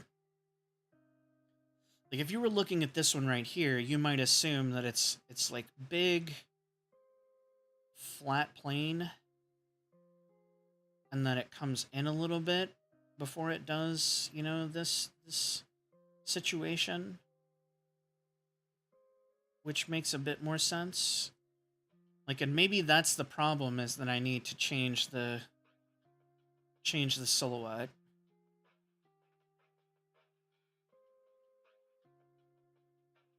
And there could maybe be more connection point elements under here. And while the teeth are kind of interesting, I kind of want to draw inspiration from... I don't know if you guys have ever seen a vampire bat skull, but, a Dunkleosteus or something? I can't remember how to pronounce it. It's always too many syllables with too many, consonants for me to keep up with. I think I don't... That's one of the ones I don't have an image of here. Dunkleosteus. But it's got this really cool, like, skull.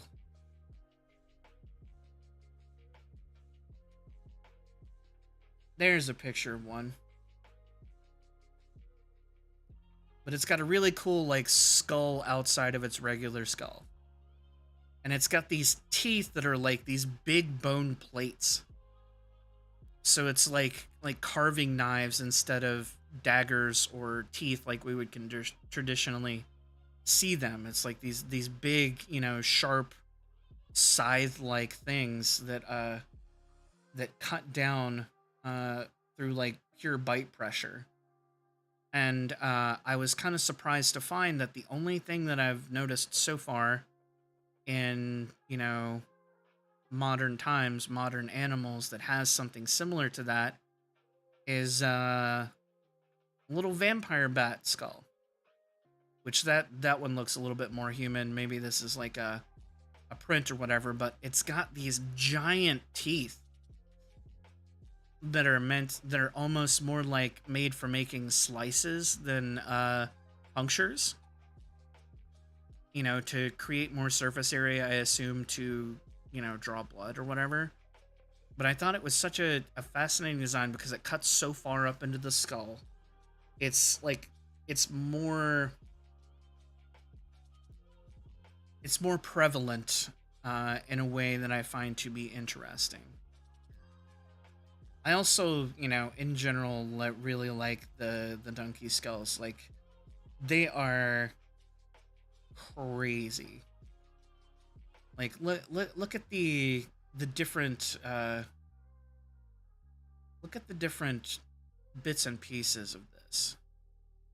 Like this, you know, these giant chunks of bone. It even had like an armored eyeball, which I don't even know how to process an armored eye.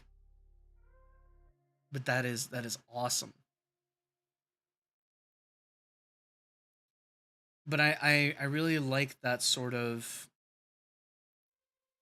feel, and I was trying to find something that did an interesting version of that. You know, like this bad boy right here. Like, I like the ideas behind that, and I even kind of like the idea of the armored disc within the eye socket. Because this is not necessarily a recognizable creature's skull that I'm going for. So, if I was to change my existing design, if I was to try and work not from zero, but from this design, one of the things that I could do would be to, let's see, change the sort of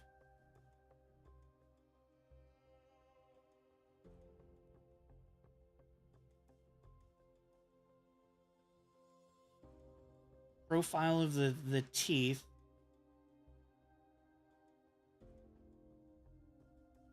And this is not a perfect one-to-one. This is just me trying to iterate my design a little bit more so it feels even stranger and not just like a skull that's been squashed. I do kind of like the large brow ridge, you know, like this big chunky ridge. I don't know if it would be interesting if it had like some holes or something in it. Again, the more 3D I make the skull, the more I'm punishing myself, so I need to be careful about that. As much as I like tons of little details, I do need to be able to draw this from several different angles, from many different angles probably, if I want to use it consistently as a design moving forward. I do like this little weird sort of layered element inside the skull. This kind of overlap of lines. I am curious of what it would be like if we had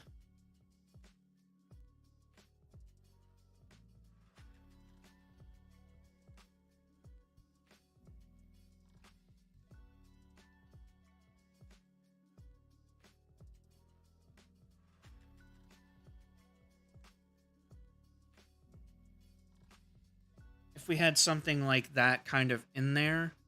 The only thing that I'm concerned about when I do that is that if I do move it around, it becomes more like irises. And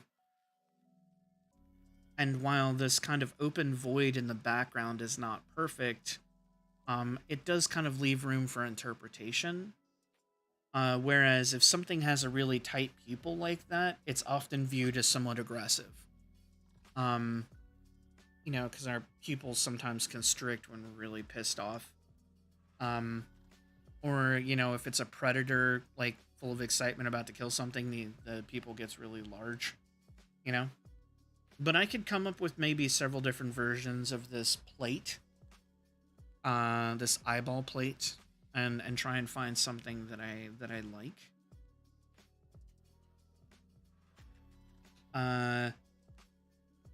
I do wonder about the nostril elements. Because again, I don't necessarily mind this more flattened shape in general. I kind of like that because it is so foreign to us as a skull shape. It creates like it creates more questions.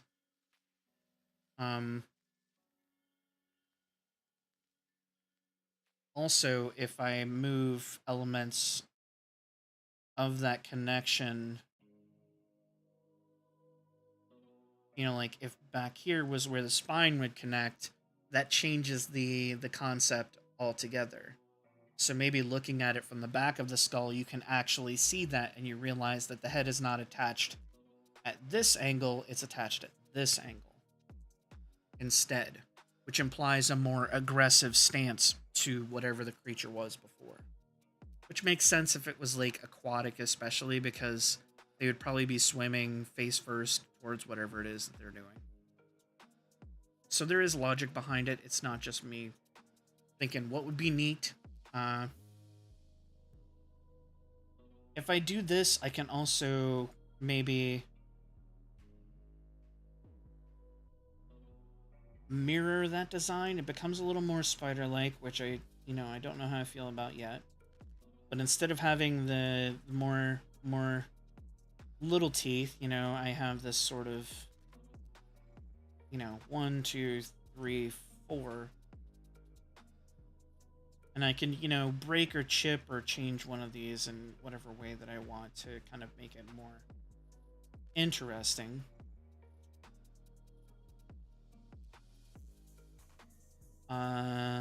Let's see. I do kind of like this shape here.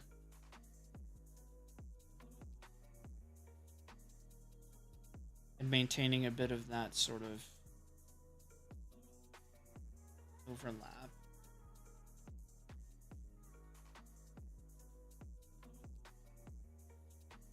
See, what I'm curious about is if we were looking top down, the current, if we're looking from, from up here, then currently it's kind of like, you know, very flat, not a lot of curve to it. Because these two eye socket elements are very, they look like they are very dead on to camera. Looks like he's wearing goggles almost, right? If I angle those further, if I tilt this instead to where it's no longer goggles, but it's more like this angle, what does that change about the form?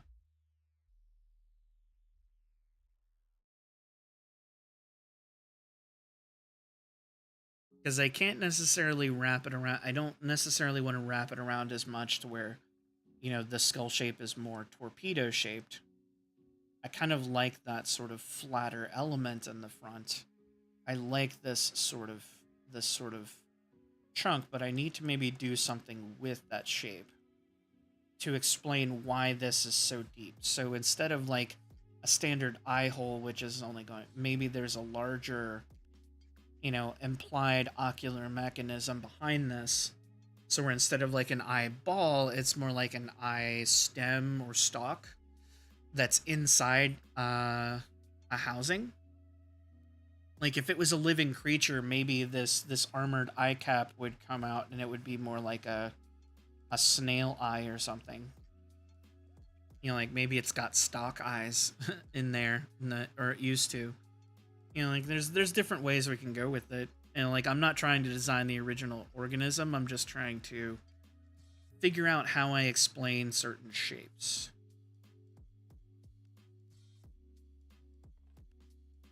And I there's certain things about that that I like, and certain things I don't.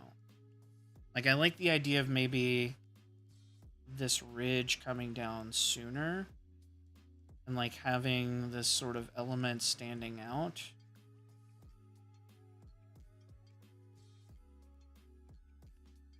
But again, I don't want to create too much complex geometry for myself.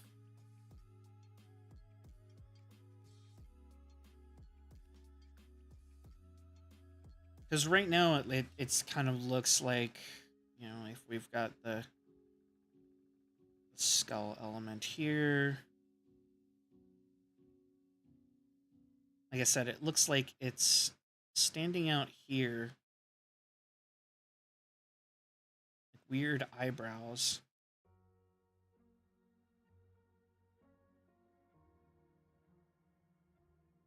And I don't know if I want to bring that shape back along the edges in on the outside, or if I want to do it like on the inside.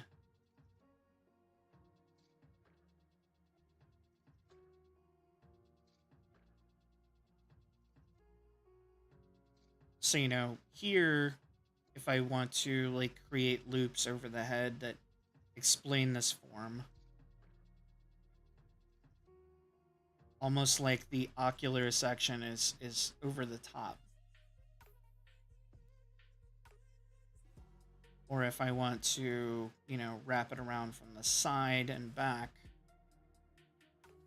or even both really, which would leave a question of, you know, like, does this is this shape more complex?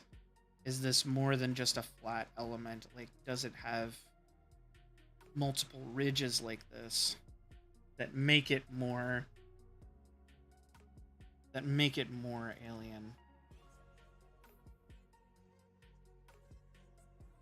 I am kind of fond of shapes like this because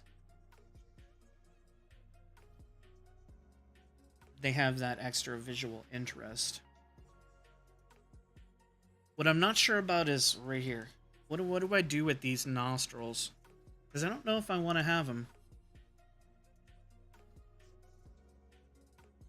And if I terminate this plate here like this, I need to give it some sort of visual interest. Otherwise, it's just a big blank spot in the middle. I don't know if that's what I want. I really need to do this skull with a symmetry tool next time. All this outlining is making me realize how jacked up it kind of was.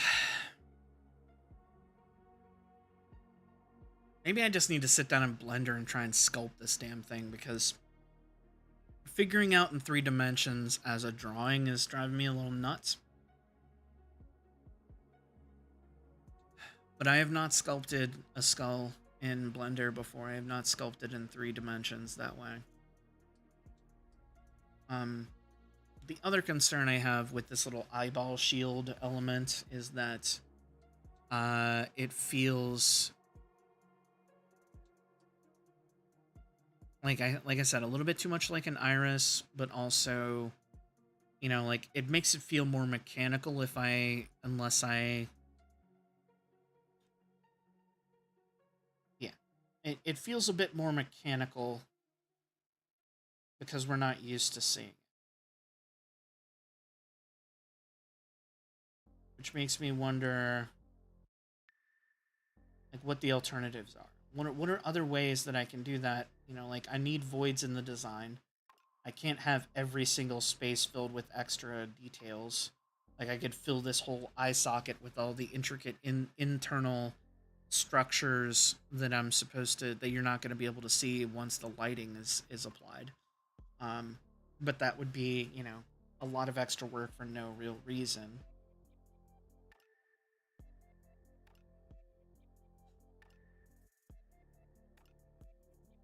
But that's where we need to start considering stuff that's outside the normal scope of what we consider to be a skull. There's some really fascinating skulls out there just in natural design. Like if you look at stuff like whales and things, they have, you know, stuff like forward pointed teeth.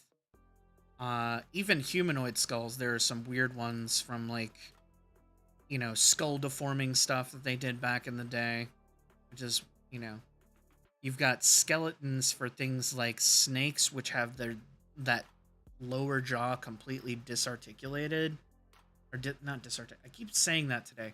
It's completely separate. You know, the lower jaw itself just is like mandibles but wrapped around by flesh, so that it can, you know, unhinge and you know, swallow stuff larger than it's supposed to be able to, and it doesn't have to chew. Um, and then I kind of like that idea for the lower jaw, but I don't know if I want to include the lower jaw. Um, Maybe that's just something that if we have evidence of other skulls that we could do.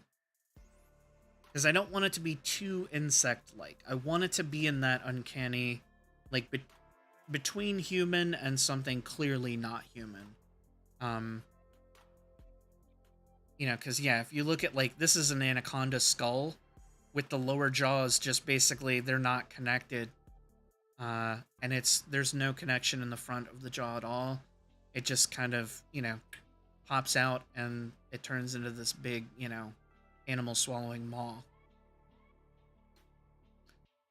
I just included this. I forget whose concept art this is from. By the way, searching for reference these days sucks. Because every fucking Google search that you do is inundated with AI prompt vomit. And while it is occasionally interesting to see the results of that, I don't want to be part of that. I really don't. Especially not with the way that it's being used to, like, do exactly what we said it was going to, and that's, like, lay off artists and writers in various companies, especially gaming right now,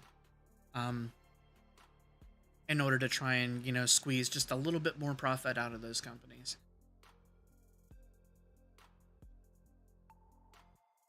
But I like this version of this because this was clearly designed by somebody, and you can see that the skull itself is kind of like resting on or grasped from the back by like this neck fleshy apparatus. It's almost like this is just a mask, but it's an entire skull.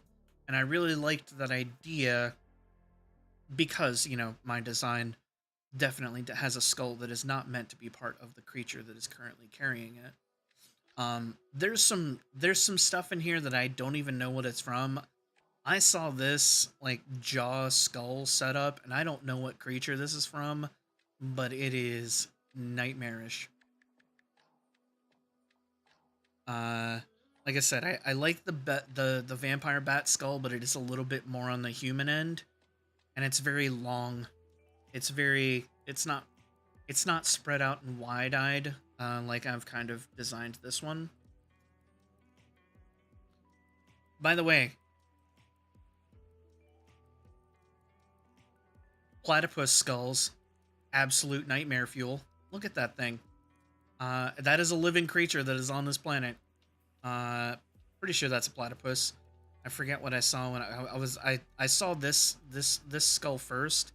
I was like, what the hell is that? And then I saw the body and I was like, oh, that looks like a platypus. Um, yeah, absolute nightmare fuel. But very weird because it's you can see that there's room in here where there's all the soft tissue for the duckbill, but also like it has enough bone support to be able to dig around under the surface, like where it finds its food, like on the bottom of, the body of water. It goes down and digs through the mud. So it needed to be able to breathe through it, but also be able to like support the weight of, using it like a shovel.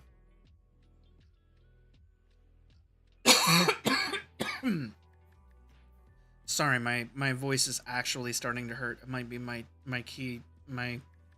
uh, cue to finish up for the night and at least stop talking, but not stop designing.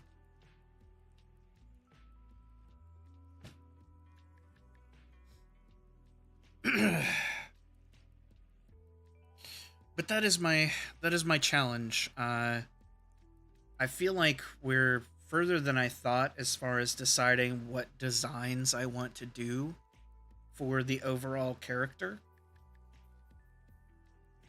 I feel like we're way further along in that than I thought I would be after tonight. I was really struggling last week until I just kind of got tired of trying to create silhouettes and just sat there and drew this boy until I just randomly threw some lines on the page. I'm like, what if it was, slumped over the desk trying to draw pictures? Kind of how I was feeling in the moment. And that really just, if I hadn't taken that moment to just go off task and just draw something, I would not have had the sort of inspiration that I had for today, which is understanding why that form would exist and in what context, and that moving from the broad idea of what do I want sleep to look like over to why would sleep look like that? What's the reasoning behind it? Not just, picking shapes from a hat, which is what I was kind of doing, but really taking time to think to myself, okay, but why? Because if you don't have the why, the design is going to be random. It's not going to, it might take a while to come together. Sometimes you can work backwards. You can, choose the idea and then go backwards to it, but not always.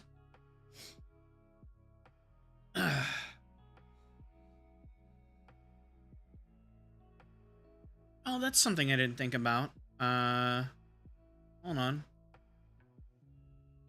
So, I was looking at weird eye shapes, and like some of them are, sinister and focused, but one of the ways I could potentially get away from that with the eye shield thing is if I did the eye shield, but then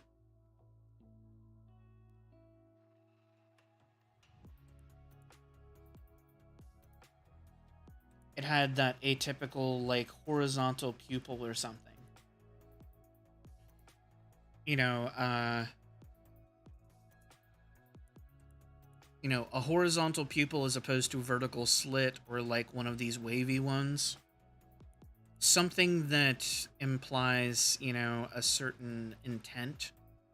Um, Whereas, certain vertical pupils and stuff, like I could look at this sort of shell that would go over where the eyes are as an opportunity to create like a hard pupil that doesn't change. Um, like some of these other ones do. By the way, if you didn't know, fish eyes are weird. It's basically a little eye within an eye. So this is like almost like a hard pearl little. I mean, it's kind of rubbery, but it's almost like a little pearl, like a perfect semi-perfect sphere that is within this that is used as the lens that then looks around the rest of the eye. So as opposed to our irises, like the human eye is way different from that, from what I remember.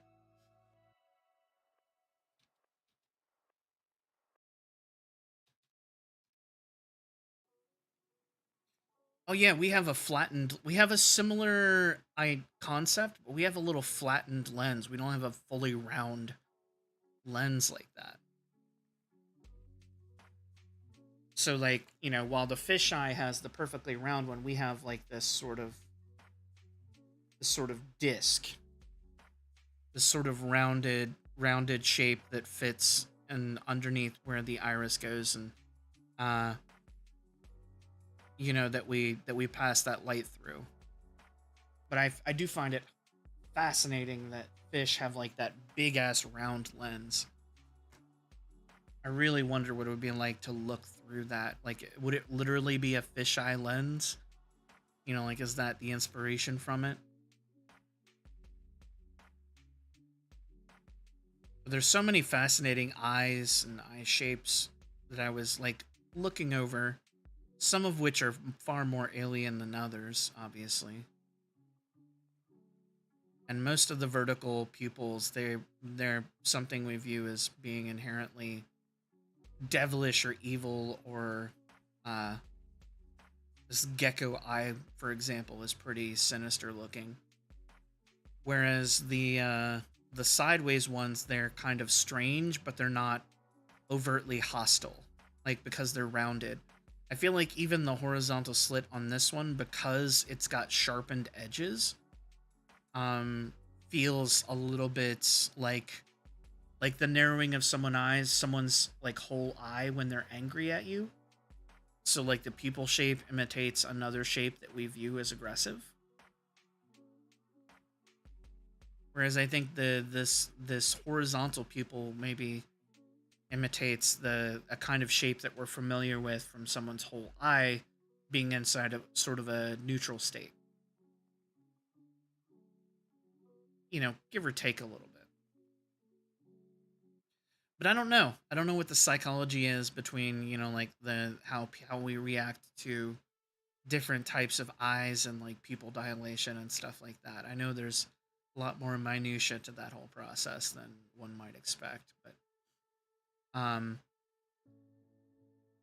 there's plenty of other things I could do too. Like I could put stuff in there, like I could put something in the eye socket that is not part of the skull.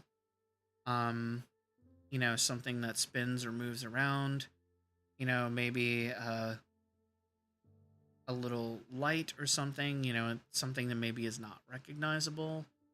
A little piece of technology. That's something else I've been considering, is whether I want to put non-organic shapes inside of Sleep's sort of, gelatinous form, apart from bones. Because I feel like apart from putting on a suit or going inside of a drone, there haven't been that many. I haven't really drawn any man made objects that have been more consistently part of Sleep's form. The only things that have really popped up consistently are this bone right here and some version of this one, which I need to find these original bones, because I really have kind of drawn cheaper and cheaper versions of those over time. Like this bone right here and this bone right here, they're relatively, simple, but they're still complex enough to be a 3D shape.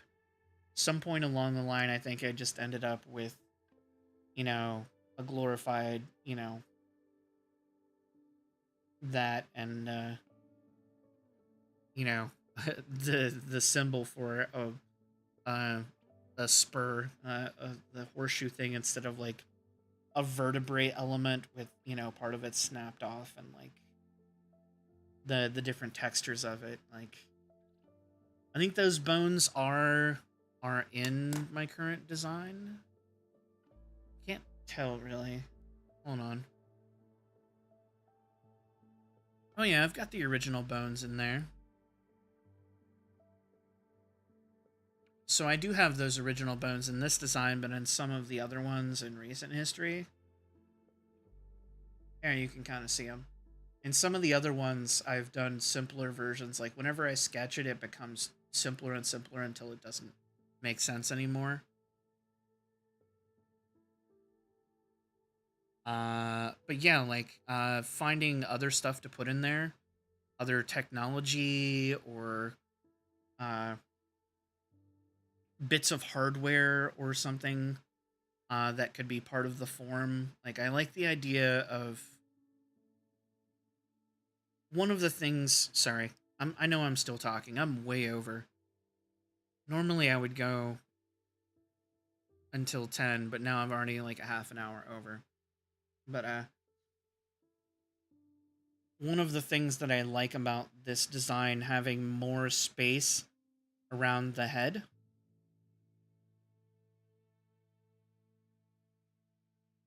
So there's all this space around the head in all of these designs, right? Whether it's like, incorporated into the body, whether it's just like a torso element without any other limbs, whether it's this big glob in the center here that's kind of roughly imitating other things. Um, the space around that, I can put bones, I can put other elements, I can put whatever debris I want to scatter throughout this creature throughout sleep in the future. I can put it in there and I can move it in an array. Meaning I can have it all lined up vertically at some point. I can fan it out. I can group it together. I can literally, if I position it right, make it kind of look like Sleep is flipping you the bird. I can use this debris to make some of the shapes that give me further expression, that give me toggleable stuff. So, like, this wouldn't be motion tracked necessarily, but I could, hit a button for a specific mood or a specific shape overall and morph into that. And then if I want to have these expressions, having this seemingly similar amount of space around the face consistently will help. But I think it would also be interesting if sometimes these forms break the skin. If, suddenly I become spiky because the bones move up and out into a more defensive or aggressive posture. Like, even if the form itself does not overtly change shape, the silhouette suddenly changes. If these bones that are inside are kind of, like arrayed in a circle around the skull, like a light bulb going off. And if that form is up here, it's more like the center of an eye, right? But if the bones push out and it's, spiky like this, it's a completely different impression. If the outer form shrinks inward closer defensively and the spikes push out and protrude offensively, then even if I don't have an angry face that I can toggle, if I don't have eyebrows, if I don't have, eyes, I don't have a mouth that I can, make look angry,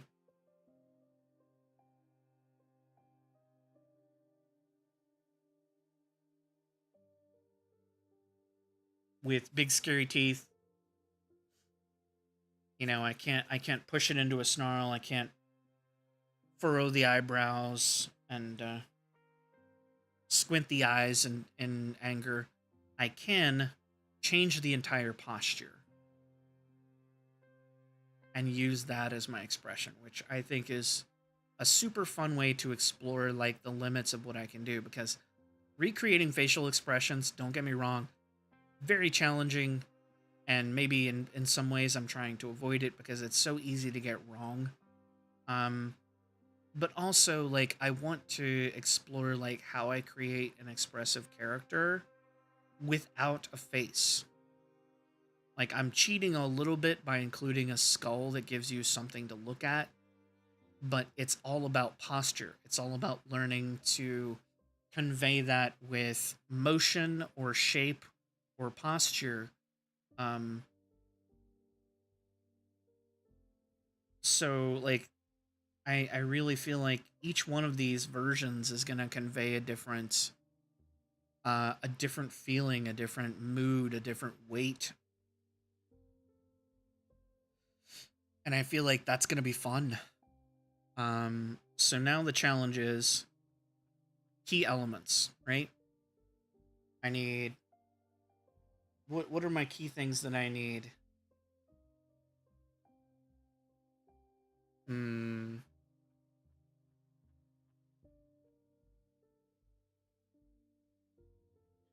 So key assets that I need: new design on the skull, or an upgraded design, a more finished design for the skull that makes it a little bit more alien and does what I want from it. And I've got 360-degree views of it, basically. You know, top, bottom, left, right, and I can intuit the 3/4 views based on those. Let me snooze this because we're almost done. So I need the new skull. I need new bones. And I don't know exactly how many of those I will need. Um but the simpler ones will be easy to warp. More complex bones, if I decide to include them, which I probably won't. Like most of it'll probably just look like discarded ribs, right? Because those are easy to manipulate in 3-dimensional space roughly. You squash them and stretch them a little bit, and boom, they look like they're in 3 dimensions. I don't want to have too many stuff that's like it's a complex ball joint, or it's a weird fin thing, like a weird fish bone that like wraps around and forms like a collar. I don't want to have too many like complex 3-dimensional bones apart from the skull. I want the focus to kind of be there. Um, Other debris.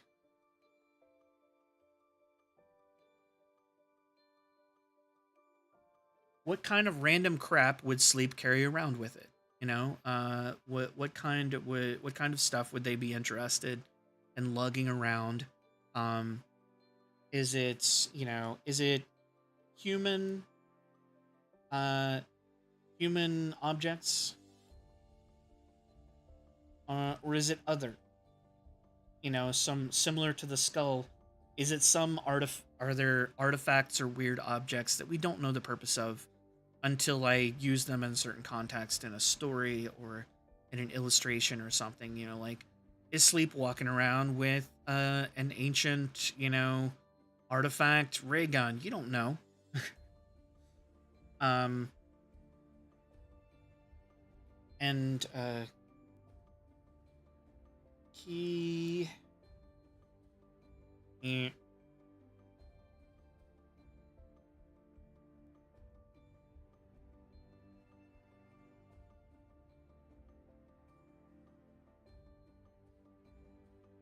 I need key shapes with highlights and with bubbles, probably. Because bubbles are what helps me give a little bit of perspective in addition to the debris. Is that if I fade the bubbles a little bit, you can get an idea that, you know, this object is in the foreground, whereas this spindly little object is in the background. So I can, you know, not just adjusting the size, but having some bubble clusters and stuff that I can move around with the shape, also give it more parallax. So if I turn to the left and the right and the bubbles move in a different way, like the form is stretching or turning, that will give more of an impression than if I just turn the primary objects. So if I turn left, then a bunch of the bubbles and stuff should move left, but probably not as much close to the surface as, you know, not as much in the background as they would at the surface. So, you know, if you've got background bubble, midground bubble, foreground bubble, you know, like the amount that they move is gonna, you know, this one up front is gonna move a lot. This one back here is gonna move, you know, less, and this one's gonna hardly move at all. And that's gonna create the impression that there is depth of field through this transparent object. Sorry, I'm not able to shut it off. I mean, I'm not complaining because I've had a lot of slow periods lately, but so when I'm talking about key shapes, I'm talking about this silhouette, this silhouette, this silhouette. You get the idea. I'm talking about 5 major key shapes. Now, what I'm not sure about is if I will be able to do all of these within one rig without breaking my mind. Because the next thing that I would probably need, and I've already messed myself up here a little bit. Another thing that I would need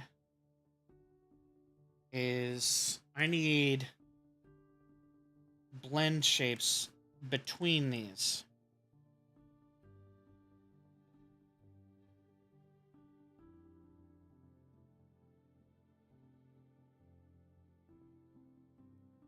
And I might be using the terminology wrong. I have so much terminology from animation and design and 3D animation and 2D animation. I've been learning a little bit about all of them for so long now that it all kind of mixes together, and I'm sure it probably frustrates people who are like part of those industries. But basically a shape that's, you know, an in-between. So if I'm going to tall mode, if I'm going to float mode, if I'm squashing down to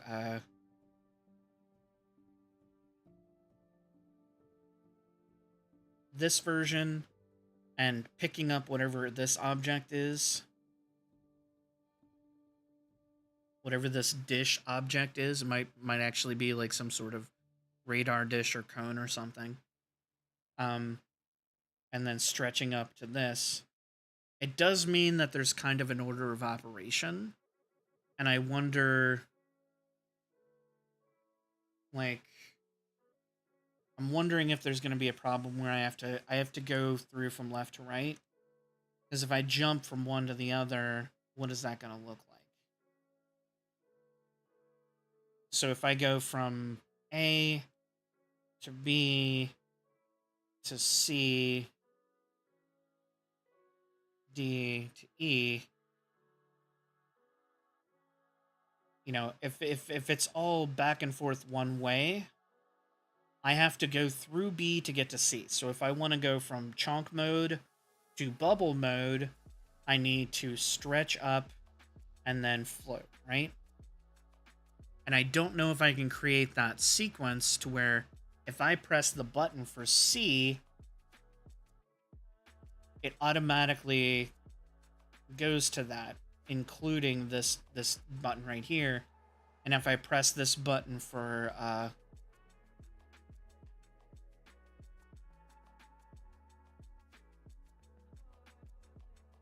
If I press this button for E, does it do it again, but also include that intermediate step? So this would be like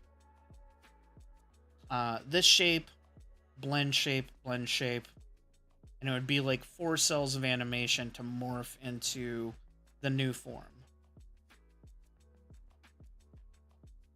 And, you know, if it's even more elaborate, you know, like if you're at A and you press, you know, E, do you jump all the way over and hit every step along the way? Like, does that become too much?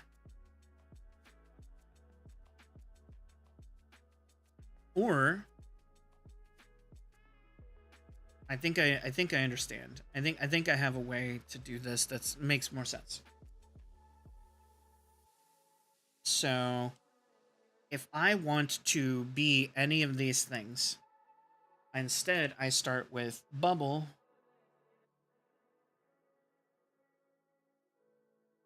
in the middle, and then the other ones go out from there. Right? So if I change to if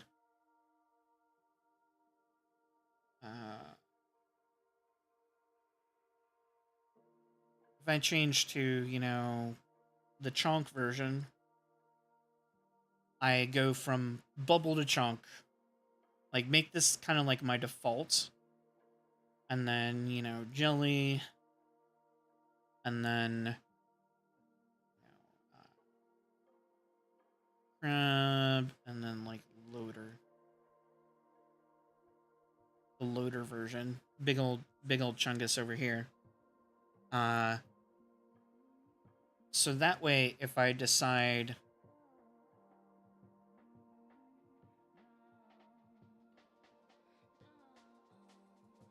So if I try and go from here to here, I go through, and there's still 3 steps.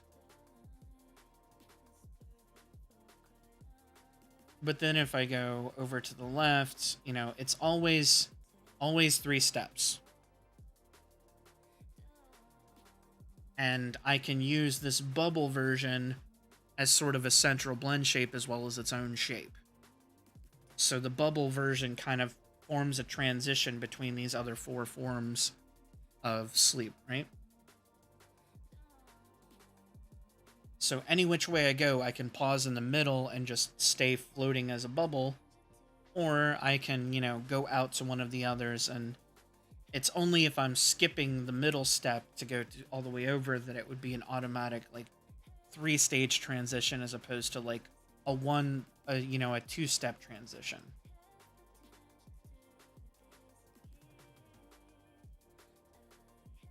And I wouldn't necessarily that way have to always change back to this and then change to something else. I could just program it to do that.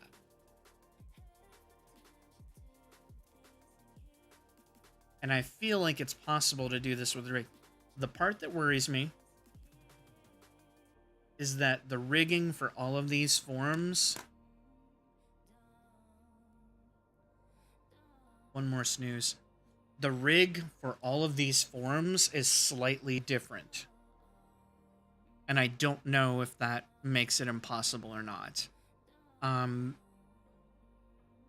Because, you know, this one has...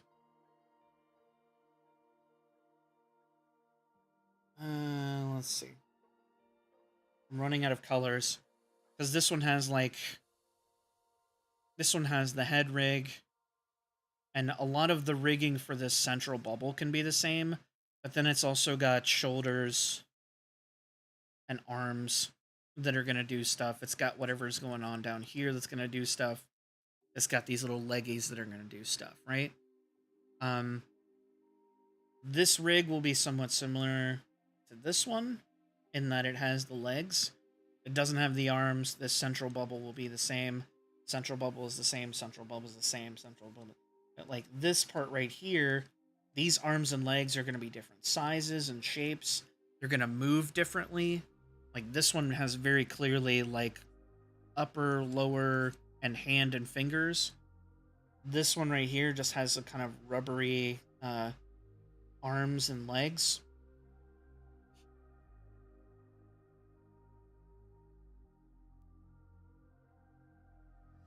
So I don't know if I'm creating like a super crazy headache for myself with a rig this complicated, but um,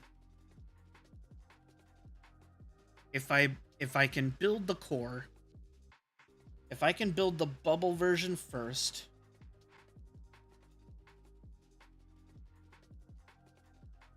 I can work outward from there, because everything that is in this one, with the exception of the little bubbles and stuff outside, um, almost all of the parts that I need will be there, even if they're hidden.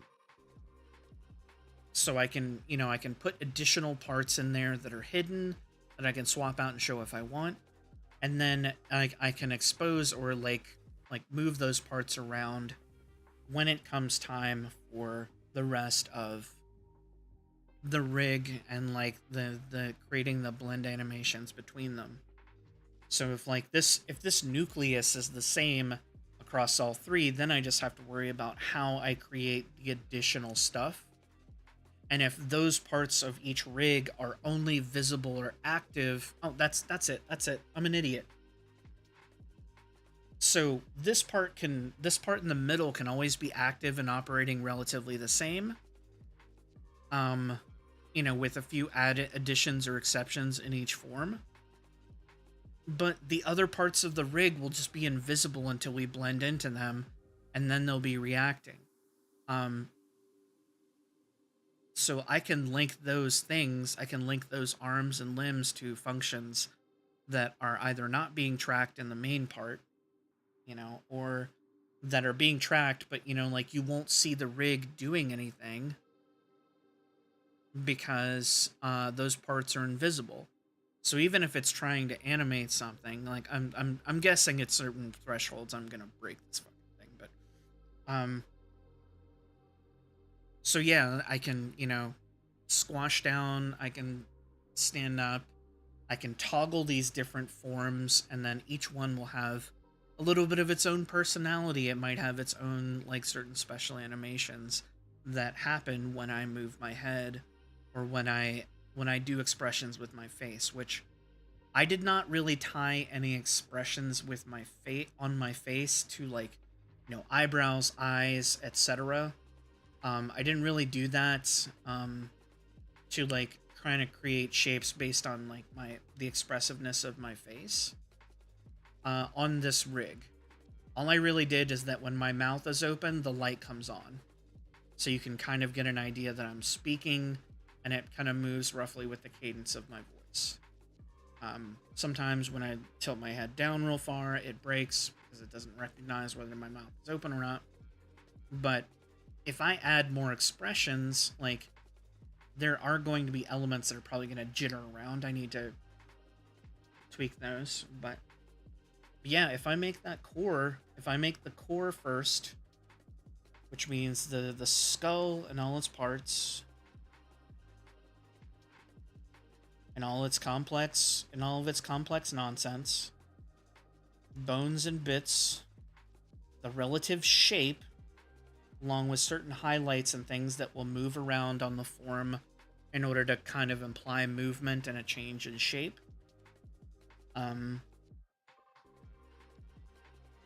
after that, I just need to build out, whichever versions I'm worried about. This one right here might be, the jelly version might be a good version too, because it's very similar to the first one. And it may even keep some of the free-floating, like bits and bobs around it. But it'll have these little limbs that come down and kind of, form, rudimentary arms and legs that are kind of like somewhere between jellyfish limbs and, actual arms and legs. They'll articulate and move a little bit, but they're not going to be, jointed like arms and legs as much. They're going to be a little more fluid and kind of curl and move, more tentacle like, right? which is a nightmare for animation. Animating that stuff sucks. But man, I snoozed it 3 times and still only bought myself 15 minutes to run my mouth even further than I normally do. Good grief. Okay.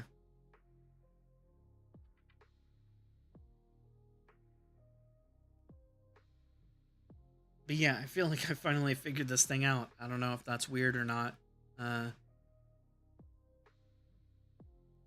feel like I finally figured this creature, this character out a little bit more. At least they're like physicality.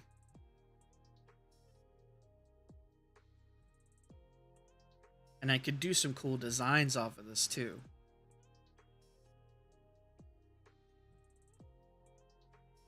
Like each of these designs is more unique than some of the ones that I currently have. And it would be fun to create artwork of them that is the more cartoonish variety for like merch and stuff. And maybe that's one of the first things I can do with some of it, you know, like some of the designs. I don't know.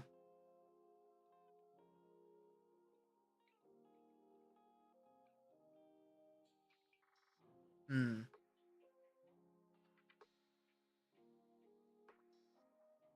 Yeah, I lost so much momentum over the last couple weeks, and I'm kind of glad I'm getting it back. I really wish it didn't take me as long to get out of slumps sometimes. But this is definitely like the first time I've felt like I got away from all of my influences far enough that it actually makes a bit of sense. Even though it probably doesn't make any sense right now. Like, looking at this splatter of color on the screen right now, it does not look like I have a plan. It looks like I got drunk and threw neon paint at a canvas, but I feel like there's definitely something to this.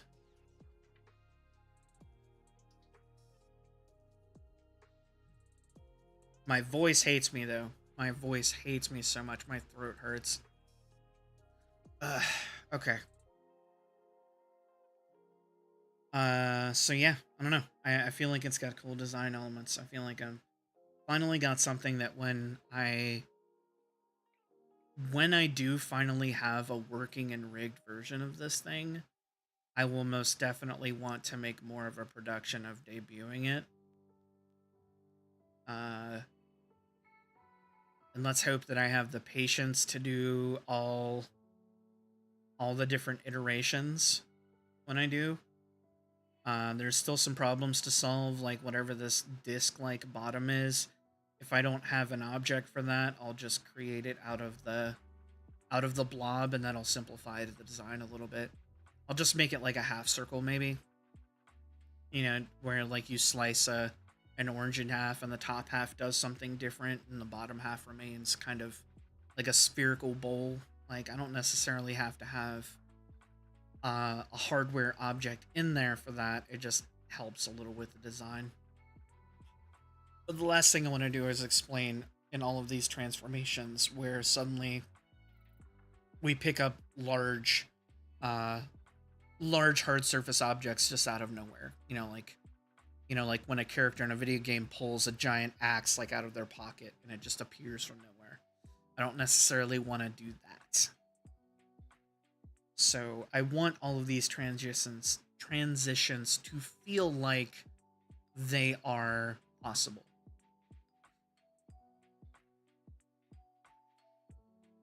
And I'm really glad I figured out that I want to use the bubble as the basic one, because that allows me to start somewhere. It gives me a plan of action. It's not just, I have this laundry list of things to do, but I don't know what to start with first. I feel like I got to start with the skull. I got to design the skull. It is the feature. It is the hero asset, you know? I need to be able to see that from multiple angles. I need to be able to rotate it in 3D space relatively competently without it being incredibly painful to do, which I might need to look up some tutorials on how to do something that kind of parallaxy in VTube Studio, like how I might need to set up my layering, because it won't be just a big flat skull like it is now. I'm gonna have to do it in multiple layers so that when you turn it left or right, the shape changes, the features move and parallax on the skull, which I did not do for my first rig. I got kind of lazy and just made it so it only moves left, right, up, and down. It doesn't really tilt. It doesn't tilt or rotate at all. Um, but I want to have tilt and rotation in this one because it would be so much cooler if I did. So I want to at least be able to get to like a 3/4 view left, 3/4 right, maybe 3/4 up and down as well. Like 3/4 up and down would be challenging, but it would be super cool if I could do it. Because that's a dimension I don't see too often in VTube rigs, is people looking up or down and having a dramatic change. It's mostly just left or right. I'm sure there's reasons for that, probably because it's challenging to reshape the face in the way that makes sense when you're looking up or down like that. You have to create like new assets maybe to transition to. I'll find out. But yeah, I don't know. I got some stuff to do. I'm also highly caffeinated, and it's almost midnight for me, which means my day is just beginning, sort of. So I'm gonna get cracking on some of this. I'm gonna work on this skull design, I think, after I take a break and like get a lozenge or something for my throat, which is just dying on me. I was not expecting to have my voice hurt this much this fast. Where the hell did where did my boy go? I have too many files open.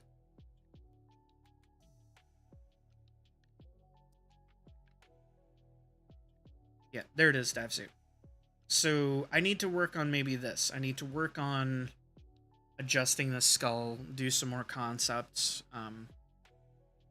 I feel like I have a good start here where it has a similar silhouette, and therefore works pretty well with most of the rest of my designs.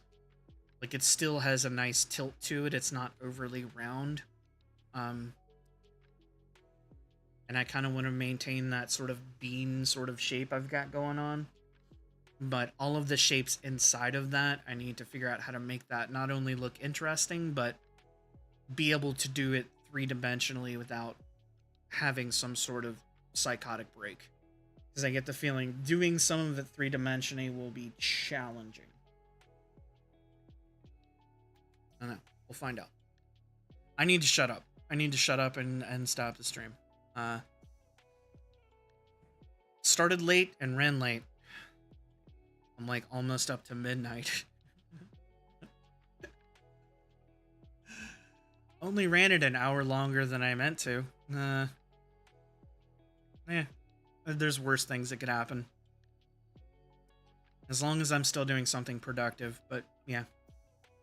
I am going to call it a night for the stream. Hope you enjoyed this like design discussion / ramble through me solving problems in this new sleep design, and maybe it'll be interesting to share stuff, you know, on Discord and on social media and stuff as I progress through this design and create something new and more elaborate, and probably something that will break my mind, body, and soul. Can't wait for that. But I will be back Wednesday. I'm still debating whether or not I want to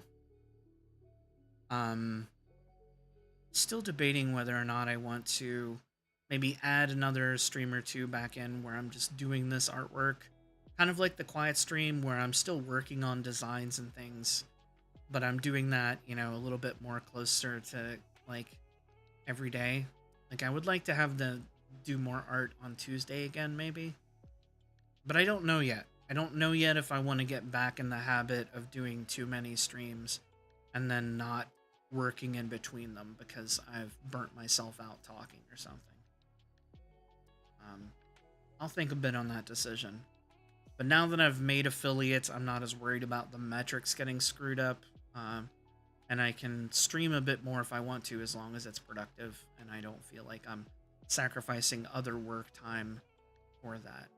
Um, and I may or may not have to set time aside for, you know, day job, at least part-time stuff here soon anyways. So, um, any excuse that I can have to schedule a bit of work time in a way that works for me and, you know, you guys get to share a little bit more, that's not necessarily bad.